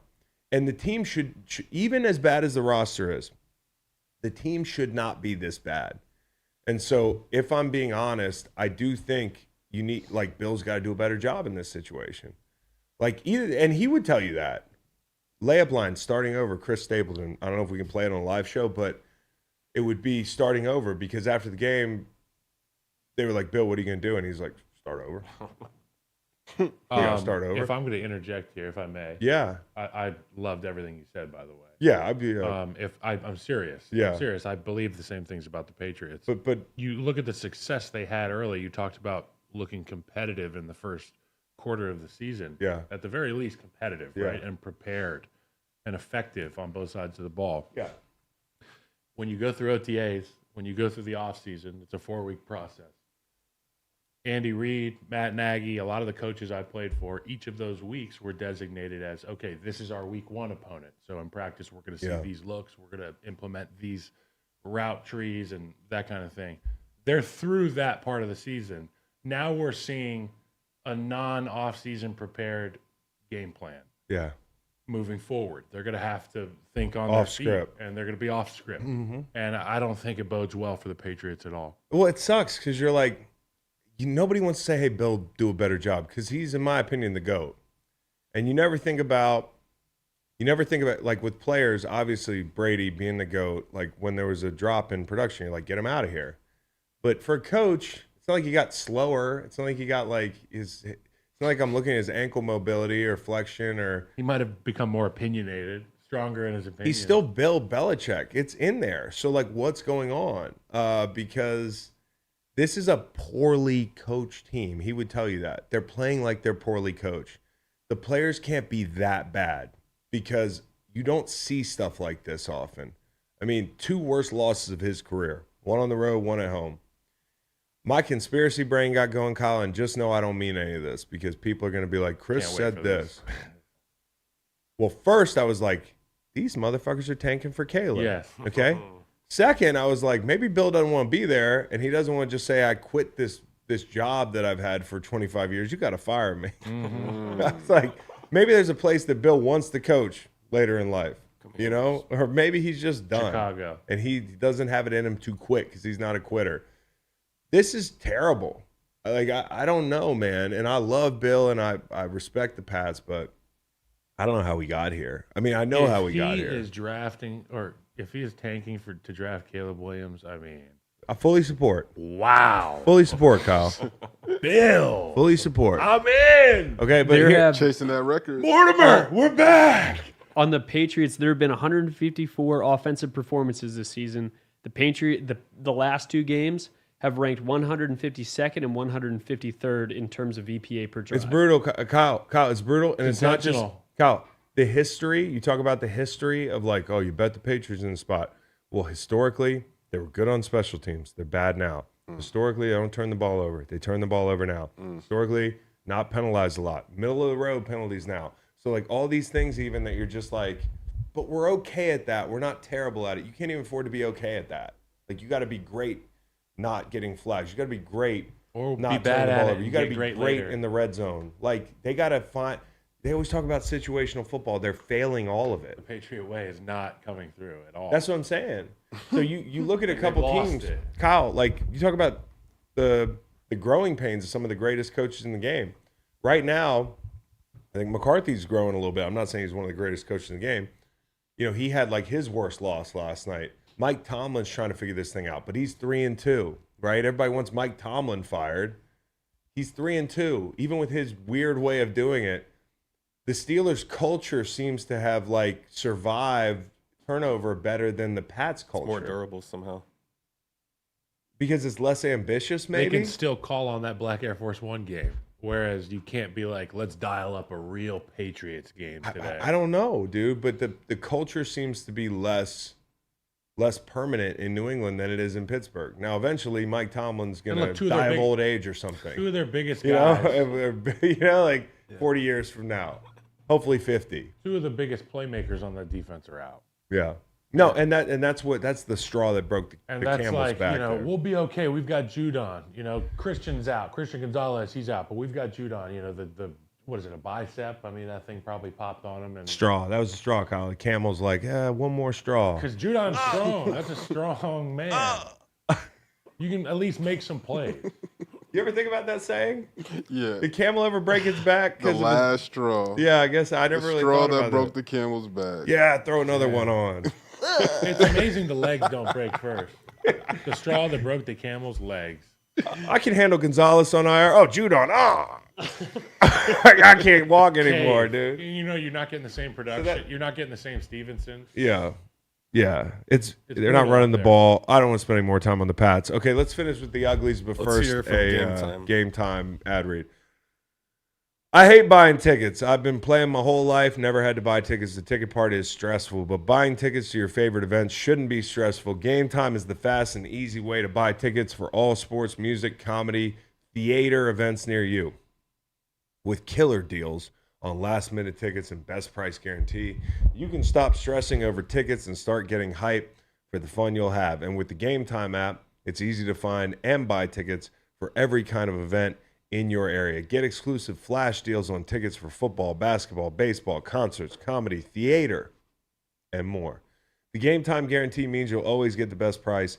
If you find tickets in the same section and row for less, Game Time will credit you 110%. As we know, only a real number when Game Time says it is. Of the difference, 110% of the difference. Snag the tickets without the stress with Game Time. Download the Game Time app, create an account, and use Greenlight for $20 off your first purchase. Terms apply. Again, create an account and redeem code Greenlight for $20 off. Download the Game Time app today.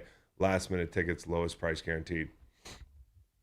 I hope you guys are doing good out there, guys and gals. I know we just talk at you for a while. I want you to know that I still see you here. I'm actually going to open the YouTube to see what it looks like. I want to be like you. Chat it up. You know, What was the most surprising thing you guys saw from the Sunday slate of games? Put it in the YouTube if you guys put it in along with us. I thought you were asking me. I was like, Kyle, I wasn't prepared for that segment. Well, there was one question, and that can probably lead into some of these ugly games. But we had a commenter ask, "Do you guys believe the Lions are good enough to sustain the success with the injuries that are starting to add up? If you didn't see Emmanuel Mosley out for the year, I saw that Emmanuel Mosley tore an ACL, just broke. Look, the Lions are built to weather the storm, and it starts from the top, and it starts with a culture. It's what the Patriots are lacking. Good players and a culture, and the Lions have that right now. They've got guys who can win on the edge. They have a commitment to the running game.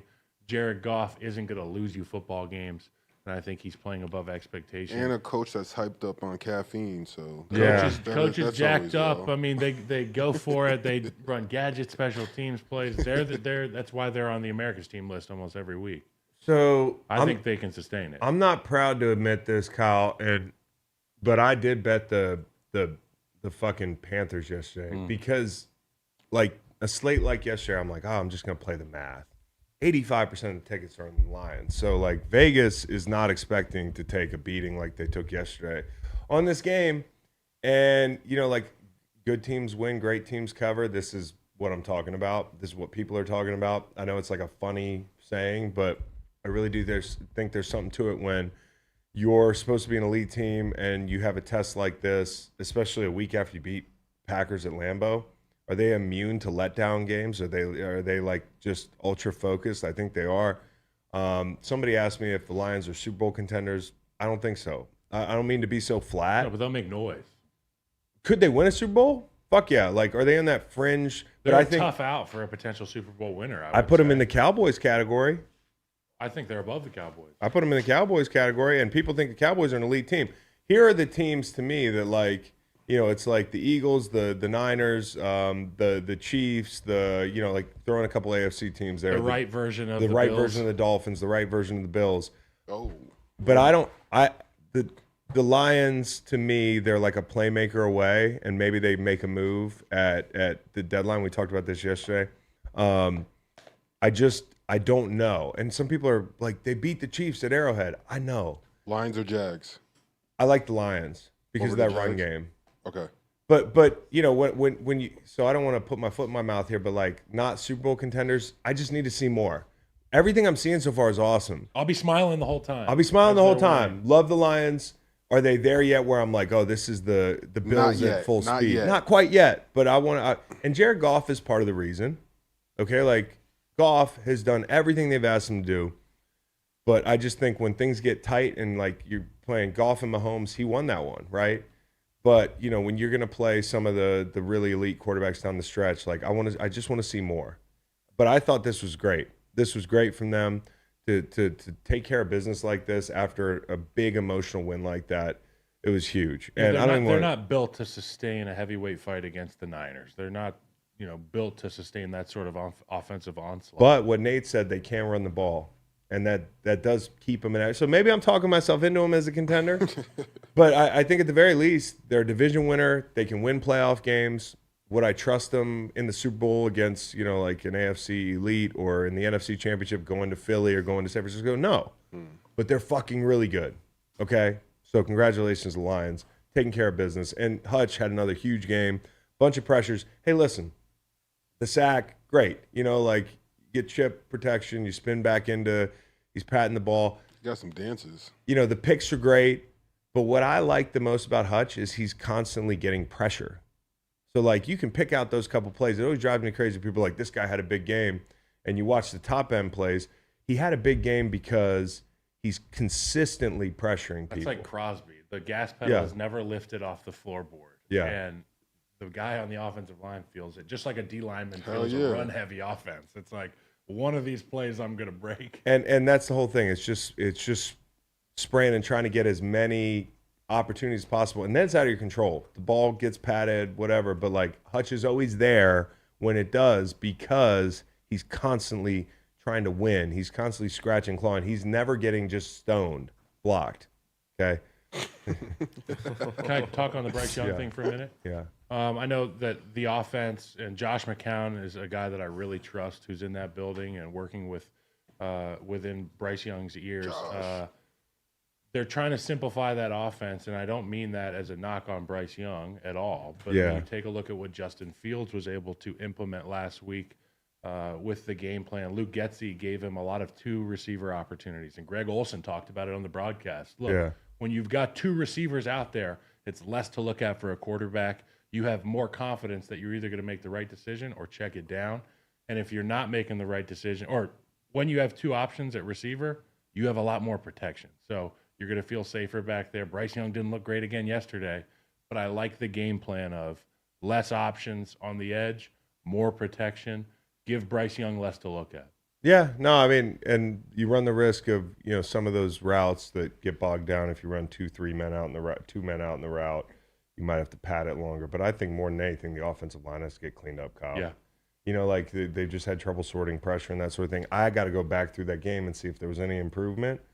But, we're spending too much time on this game. Let's get through the rest of the uglies. These are uglies, Fuck, what do they expect? Cincinnati. Now, it wasn't ugly if you were a Cincinnati fan because – the boys are back. I don't know if they're back because I don't want to do this whole week 4. I go on eyes. Joe Burrow and Jamar Chase are feeling it. They're vibing. The chemistry's there. But it's so easy doing this. Like I go on Rich's show and Rich is like, and Chris, what do you think about the Bengals? Are they just, it's like the whole tone. The Bengals get brought up all week. It's like somebody died.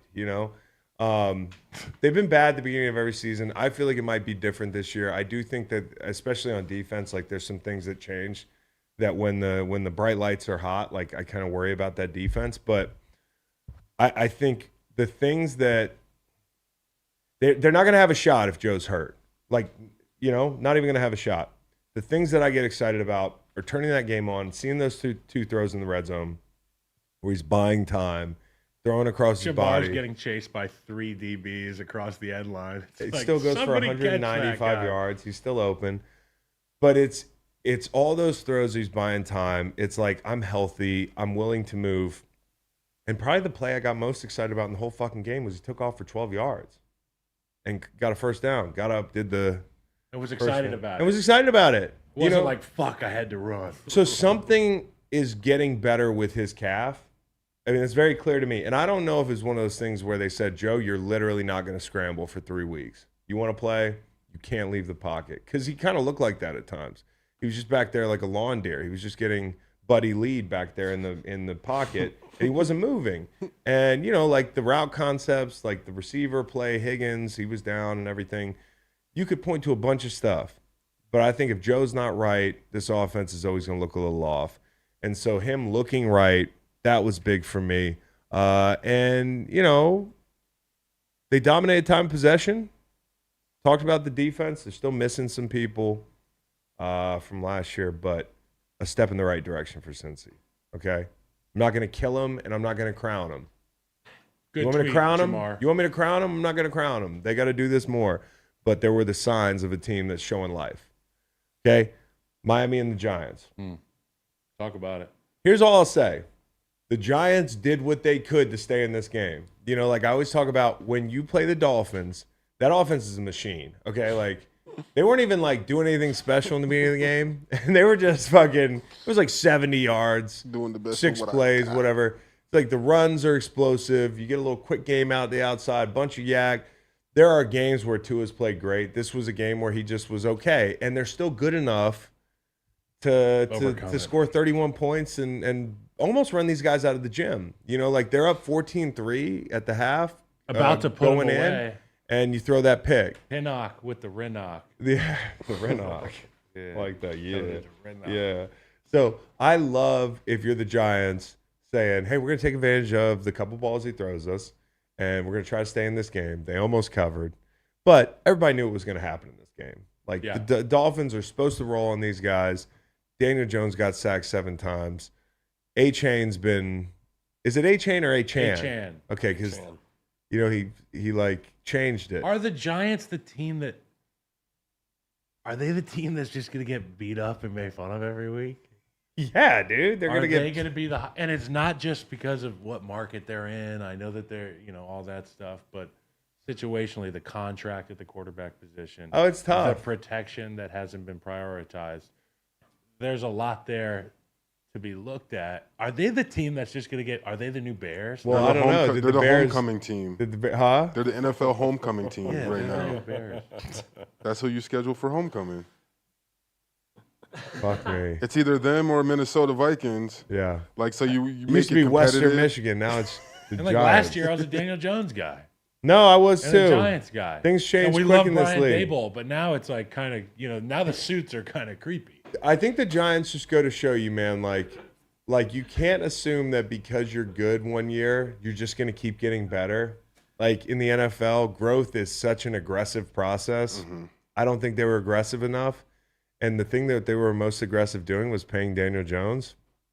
And like, we've talked about this on this pod ad nauseum, but like, fucking Daniel Jones is not the guy that you're just like, set it and forget it. Let's pay him 140 and then fucking what? That's Mahomes. Yeah. Mahomes in Kansas City doing that.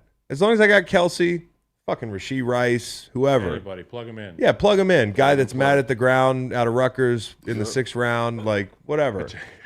Like we'll just make it work. A tackle who's fucking he's early every play. Run it behind the angriest guard in the league with the We got- angriest running yeah. back in the league. But you know, like Saquon and a quarterback who needs pieces around him is not enough. And you know, I just don't think you can take growth for granted. And they did that this offseason. Oh, we're gonna bring in Waller. Cool.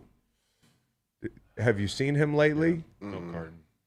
So I feel bad for the Giants, but they've kind of done it to themselves. And then the Dolphins are just a high floor machine offensively. And if you got a team like Giants, you can't keep up. And you know what? Apparently, the Dolphins are going to use Chase Claypool at the tight end position.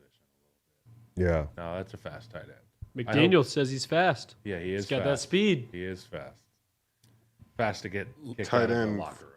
Let's hear about Miller Lite before our Miller Lite moments. Oh, yeah, let's do it. I can tell you all about him. Whatever you're looking for this football season, there's one thing that pairs well with every great moment, an ice-cold Miller Lite. Yeah. Whether you're at the stadium playing fantasy football or watching the game at home or at the bar, Miller Lite is here to make your football season taste like Miller time.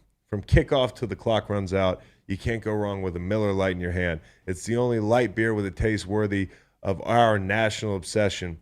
That's football. Because what's the point of having a beer if it doesn't taste like, well, beer? Kyle, when I go to Dirty Nelly's, you know, they got my Miller Lite poured right there for me. Ready. Yeah, it's ready. I sit down, I watch the tiny TV in the corner, and I'm so thankful that it's Miller time. I'm glad that Dirty Nelly's knows my favorite beer. It's got only 96 calories and 3.2 carbs per 12-ounce serving with a smooth taste. Who's counting? Not me. With a smooth taste and a crisp, clean finish. You get the taste you crave without the calories. So this season, crack open a light beer that hits your taste buds so hard, Kyle, you feel it in your heart. Make it Miller time all season long. Get Miller Lite delivered right to your door. Visit MillerLite.com/greenlight, or you can find it pretty much anywhere that sells beer. Celebrate responsibly. Miller Brewing Company, Milwaukee, Wisconsin. 96 calories and 3.2 carbs per 12 ounces. Hell yeah, brother. Miller Lite moments. What do you Miller fellas Lite got? mentions or moments, whatever you want to call them. Oh, it's good to say that. Feels good to say that. Hey, Kyle. I'm just gonna start off with a two-pack, like a two-pack of Miller Lite. Mm-hmm. Side by side. If they sold 2 packs, all right. Best flight, worst flight. Yep. Best flight. Honestly, was thinking about Chase Claypool, but I think Claypool is probably the best flight. Worst flight, J.C. Jackson. I'm going to say best flight, Trevor Lawrence. Okay. Worst flight, Stephon Diggs. I feel like it takes Stephon Diggs a long time to calm down. Yeah, probably. It's probably a whole process. It's a good place to house like a Marvel character who is a bit angry at times. Just put him in a tube, put him at 30,000 feet, and get him in like a uranium get him core. a continent away. Yeah, like they probably on the way back from that game, they had to drive him around London. No, they had him in bus. the back like Hannibal Lecter. Like Hannibal Lecter. He's in a straightjacket. They just have the iPad in front of his face. And I'm saying this with all due respect because he's crazy. I love Stephon he's crazy Diggs. about football. I would want to play with Stephon. But I imagine he's got to calm down. Okay, so actually, I actually want to give the best flight to Randy Gregory also, and the worst flight to J.C. Jackson because I like where your head's at for these. So J.C. Jackson, he's like, fuck, I'm rotten here. They're not using me. My career's going south. But like I'm doing rollerblading on the boardwalk and shit. Like there's beautiful women. It's 75 every day. I'm living in a whale's vagina. Ceviche. You know, I'm down there. I'm down there in San Diego. But it's terrible. Not San Diego, L.A. It's terrible. Somebody come get me. Please. No! Yeah. Not Bill! Yeah. You know, like, please don't make me fly back to New England north of the wall. It's not even like it's north of the wall. And it's winter. And there's nothing going on there. Winter's coming. Like it's they're as bad as the last time I was here, we were like Super Bowl champs. Like things were good. And Bill's gonna come to the rescue. That's not a rescue. That's not a search and rescue. Kidnapping. It's a kidnapping. You're like, Apple Watch, what's your emergency? Get in this white van. Get in the car. I was in LA. At least I could enjoy my life. Get in the But vehicle. if your theory is right, maybe Bill got to get people in there that he trusts if he's trying to You're rock right. the boat. Devin McCourty, keep your phone on. That meme. Yeah, oh yeah. Yeah, Dev's like, hey, Jason, I got to go. Can you take the rest of the show? Yeah. Yeah. Jason. I am so fired up. I'm so fired up about the next mention, which is the Bevel Conway. Yep. Okay, Reed, congratulations to your Denver Broncos. They have won something. Wow. I don't know why more teams don't go with the white helmet. I mean, it looks so fucking good. Clean as shit. It's incredible. They took a picture. It was out there on the snow, just sitting on the snow with the aspens. Yeah, Gorgeous. Chef's kiss. The big They D have on an the side. advantage. Their social media team definitely has an advantage, just with their natural backdrop. Every picture is cool. They can take a 30-minute drive into the, Yeah. Yeah. the evergreens or the pines, the aspen pines, whatever the fuck they've got up there. Aspen Pines. Aspen pines, whatever the hell it is. So what They do we got that next? gas. Bevel Conway. Yeah, My they- Bevel Conway. Mike Tirico said it last night. We're gonna see a real football game. Uh-huh. This is a real football game. And my mind immediately went, well, that's disrespectful to all the other football games, Mike. But San Francisco hosting, Dallas coming to town, those two iconic jerseys and franchises, my God, it was a sight for sore eyes beautiful. after a travel day and a work day for me. Yeah. I get to sit down and watch Levi's Stadium lit up in prime time. Dungy said it felt like a playoff game, and it really did. Dungy said that pregame, it really felt watching at home like a playoff game. Good to know how the Cowboys are going to play in a big spot. We knew this. They are who we thought they were. We didn't even talk about Dak. I don't want to rock the boat, but I kind of feel this way with quarterbacks. If you can't win me a Super Bowl with the pieces around the quarterback, I'm not saying he's not a good player. I'm not saying he's not a good quarterback. I've been really positive about Dak. But like at some point, this experiment's got to end. And it's nothing personal because I think Dak's done everything right. He's entered that community. He's been loved. Like his teammates love him. He's a competitor. They just like with all the weapons they have. I'm not putting last night squarely on Dak, but over an 8-year sample size, like you can't say the team's been the problem there. Yeah, eventually They've that had good- defense wears out when they see that their offense is going 3 and out. And they've had really good players. So, anyways, You guys got a Hollow Man? yeah, I got a hollow man. You got a hollow man? Sean Payton. Yeah, it's Sean Payton. Sean Payton, man. Yeah, it's not And you really- saw Nathaniel Hackett over there, and I'll talk about Hackett in a little bit, but the entire team, you alluded to it earlier, they came there with an agenda. It's like Let's Sean Payton at the let's end of the make this motherfucker pay. Hey, Talking about our guy. end of the game. Russell, you're hot to the back. At the end of the game, get ready for the handshake or no handshake. Sean Payton over there. With his beady little eyes looking around like, what am I going to do? Classy move by Saleh to say stay healthy. And I know some people say stay humble is what Saleh said. That's what they mouth read. But those are mouth breathers. He said stay healthy to who? He said when they ran out and shook hands. It was a brief stay healthy. Saleh's got class. He's a classy dude. If I was Sean Payton, here's what I would have done. I would have ran over to Hackett and apologized on national TV. Mm-hmm. It would have done numbers for his exit polls. His likability focus rating. groups. But also, it's just the right thing to do. I'm sure he feels bad about what he said. He was on Fox, dude. Like, think about Sean. I like Sean. Sean's been on the show. Sean's the man. He's a great guy. We've hung out with him. Yeah, Sean's fucking cool. I didn't like him when I played because I felt like he ran the score up on us. But I also am not anti-running the score up because, you know, we're grown men. You got it. Why not? You got it, flaunt it. But Sean, I think, was like, he caught himself being on the set, but he wasn't on the set anymore. He was just talking football. And he put his foot in his mouth. Now, I would have liked it yesterday if he'd have ran over and. Would have been cool. Hackett was ready, by the way. Hackett was over there. Hackett was ready to go get drunk on that team. Do you mind playing. if I go to fly on the wall here? Yeah. Because this leads into my next one. I would have loved to have been in that group of Jets players around Hackett at the end of the game when there was a multitude of F-bombs, but they were happy F-bombs. Yeah. You know, it was like LFGs and all that kind of stuff. And there were some other Fs. I would have loved to have been there to hear what he said. They were doing a really good job of covering their talking sometimes. And now with the mic booms and that sort of thing, Fred Warner and somebody else were talking at the end of the game, and they didn't see it, but the squirrel's right up here. You gotta be careful. You gotta be careful. So, fly on the wall. Fly on the wall. Did Claypool really walk over to Tua at the end of the game last year, whenever it was? Remember they played in prime time? And said, let's play. After that game, like, come get me? Because now people are making a big deal about that thing. Kind of wonder. That stuff happens, though. I mean, if you're on a bad team and you're not blind allegiant to them, as fans would assume we all are. I should have said, come get me a lot more. Right? I never said that. I didn't know that was on the menu. It probably would trigger a lot of things. Like, hey, dog, come get me. Come get me. And then that person, you tell them all they got to do is, hey, you ever thought about getting this guy? And hey, Tom. You always got to cultivate those relationships. Tom, I don't know if players. you could use a 3 technique on some first and second downs, who occasionally rushes on the right side. Come get me. And he did.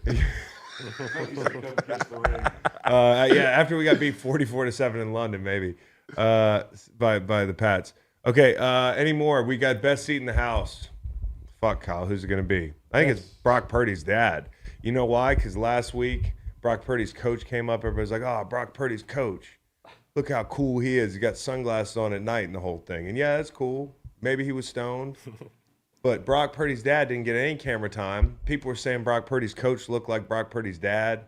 That doesn't feel good to be Brock Purdy's dad. Yeah. Then he comes out to the game watching his baby boy put up 42 or whatever it was on America's team and the Cowboys. I think he had the best seat in the house. And also their business in Arizona, they sell hot tubs in Arizona. Chris Collinsworth had an opportunity for a layup for their sales department at the hot tub store. I'm not sure what it's called, but Chris Collinsworth was like, who needs a hot tub in Arizona? What kind of sick freaks are buying hot tubs? No, he didn't. And Tirico was like, well, there goes our pitch for the hot tub, store. Bro, just burying Purdy's dad's business. Now here's a guy bringing sand to the beach. In defense of Arizona winners, it does get cold in the desert. It gets fucking cold, and that's why he's got one of the longest standing, most successful hot tub businesses.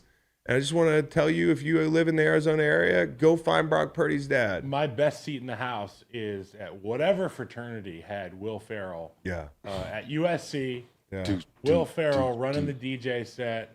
It was his son's fraternity. One of the dogs. Will Ferrell just showed up. Fucking cool. Will Ferrell's kid, best seat in the house. Holy shit. Or not. I forgot an Or America's not for team. his kid. I forgot an America's team. The Kens. What? I saw Barbie. How was it? 2 months late. Bro, it was hilarious. I need to watch it. It was funny. Now, I know a bunch of guys got all nervous about Barbie because they're like, I didn't know why. I was do a review? I was like, what did they? Yeah, I was like, what did they do in Barbie to make all these men so mad? I'm watching the whole thing. I didn't get mad once. It was funny as fuck. Ryan Gosling is hilarious. Basically, Ken, they go to the real world. They get zapped in the real world. Ken and Barbie, they live in Barbie land where Barbie like runs the shit. All the gals. Yep. They got their playhouses and shit. Like She's like a madam. Yeah. Well, no. And then the Kens are just these like guys that follow him around and are like, "Can I help you? Like, please look at me." It's hilarious. So they go to the real world, and then Ryan Gosling, discovers the patriarchy, and so then he comes back to Barbie land ahead of Barbie, who's still stuck in the real world.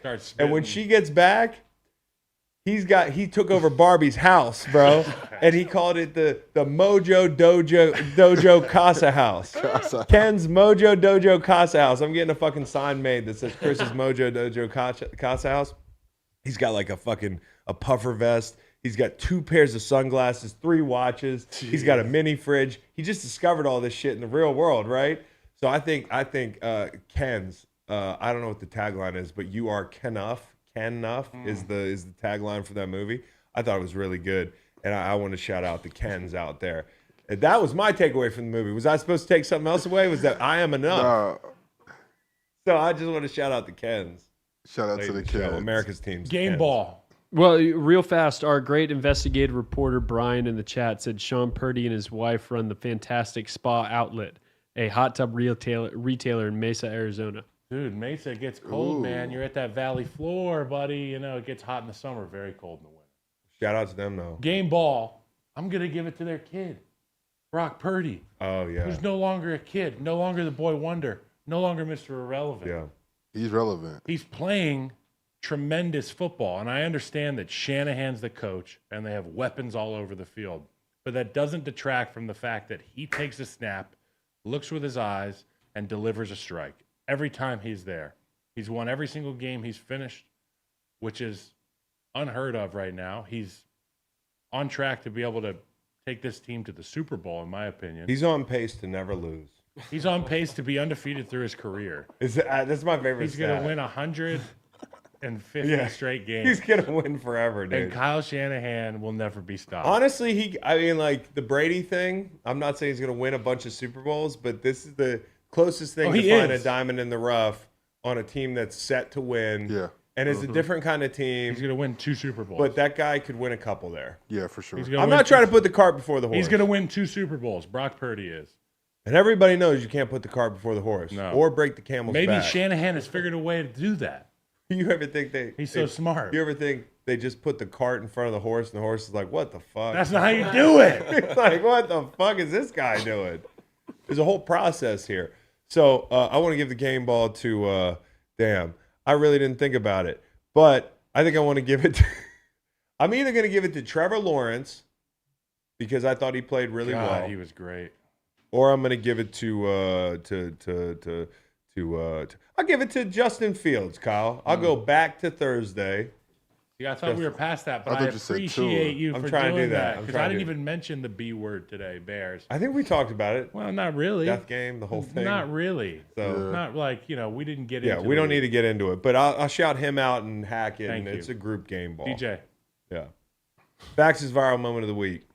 My viral moment of the week is going to my guy who went, shout out to the anime fans, he went full Beastars in his leopard cosplay outfit at the Jaguars. Actually, it's a Jaguar, I guess, right? At the Jaguars game. But I want to say A+ to whoever did the makeup, the outfit. He went all out. And I feel like when you wear something like this, you ultimately want to get on TV. If you're going to a game, you want to be seen in this, and he did that. I think his end goal is an expert get marketer. laid. And excuse me for I was going there. I was going there. Excuse me for assuming his gender. Yeah, well, but I will say he's trying to get some ass. Well, I think he might be a submissive. Yeah, I think he's like lapping up milk out of a bowl. It's called a gimp suit, dude. That one happens to have leather print. It's like, remember the outfit the guy wore? I think she's got him on a Fiction? leash after the game. Nice. Yeah. Bad Trevor Lawrence. Yeah, dominatrix. The Bills fan that's with him Is that his wife? But Is that look- his mom? It might be. But his- look, he That's has the master. he has the captain C on his sport coat, so I don't know if that is in the same role as being submissive. No, if you're she the takes her captain. captain. She strips him of his captaincy Ooh. right before. She's like, "Come into my office. She brings him down a I'm notch. mad at you." I'm going to bring you down a notch.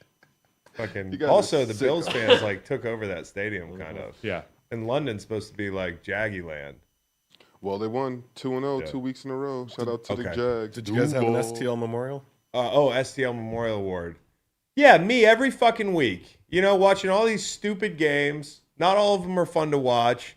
Some of them are uglies. I got to sit here fucking 11 a.m. to 2 in the morning, 3 in the morning, getting this show done. So I don't want to strain my rotator cuff, you know, be like Anthony Richardson out here. But me, STL, because I didn't think of one. Good shit. Thank you. I'm going to give it to the Indianapolis Colts run game coordinator / offensive line / running back room. Because you know what, in a game where Jonathan That's a Taylor good one. I got something signs, better one. signs a goddamn $43 million. What is it? $43 million? Something like that. 14 a Ballpark of that. And he earned it. I mean, the guy can play his nuts off. But Zach Moss comes in and says, hold my beer for a second, JT. Take a look at this. I mean, he goes, I don't even know what his stats were, but he had a monster explosive. He had a number of big runs. Zach Moss, STL Memorial Award. STL Memorial, the Chargers defense right now, they're on a bye week. They better be getting some work done. Nobody's watching, but you better be getting some fucking work done. Coming out of that bye, humming. Yes. I was gonna say Sean Desai. Yeah. Yes. Second half, 101 yards allowed, 3 Eagles D sacks, coordinator. and 0 points allowed on that high power offense. Shut down Puka Nacua, Atwell, Tutu, all of them, and that was a real big second half. Yeah. All right, real quick, I want to hear from Little Caesars. Kyle, you're up. Okay. Hot and Monday ready. is still game day, and game day is the perfect pizza. Is the perfect pizza day. Okay, they're all perfect pizza days, but game day is a little more perfect. So make Little Caesars the official pizza sponsor of the NFL part of your game day. Order online during our Pizza pregame, 1 hour before and 3 hours after NFL kickoffs, plus all day Sunday to have your NFL game day covered. Choose your favorite Little Caesars pizza or pick the toppings you crave. It's a pizza. Win. Pizza.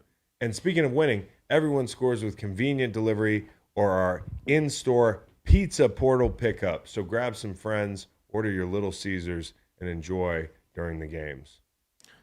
Who do you guys like tonight in this Monday night game? Packers at Raiders. Raiders favored by 2. Rock fight. Total 46. I have a tail end of a 6-game parlay where I need the Raiders to win money line tonight. So I feel bad because I'm on the Raiders under win total, and Macon picked the Packers to win and I really do care too much about the locks. You know, I just want to stick it to his. You know, I just want to win the locks. Yeah. And so Sunday night, Packers Raiders -2. Raiders favored at home. I don't know Monday how to feel night. about that. Monday night, sorry. It changes Sunday night was things, last you know? night. Yeah, you know. I don't know what to make of this game. Do I have to break it down? I think it's going to go under. How about that? I don't know. Guys, anything? I'll pick the under, and I got Fans, the, what do you think happens? I got the under, and I got the Raiders. Do the show. Okay, hold on one second. Let me give you my official take because I don't want to say that for sure. That's what I'm saying. Okay, hold on one second. I have the under in the Raiders. No, I have the over in the Raiders. Over in the Raiders. Fuck. Then I gotta watch them win. And anyways, gambling. Don't do it. Those guys are tired of sucking, man, and they're at home. Yeah. And they get a team that's vulnerable Uh-huh. coming into their new stadium. Get a dub. Yeah, but it's the classic Packers off. We can't decide. That's the bottom line. We can't decide. The show's over. We're split. Thanks for Take coming. care. Had a great time. Be sure to like and subscribe and tell your friends. Yeah, tell all your friends. Like, I'm sure comment, you guys all have subscribe. friends. Call your 'cause mothers. Popular people like this show. Thanks for watching. Yep.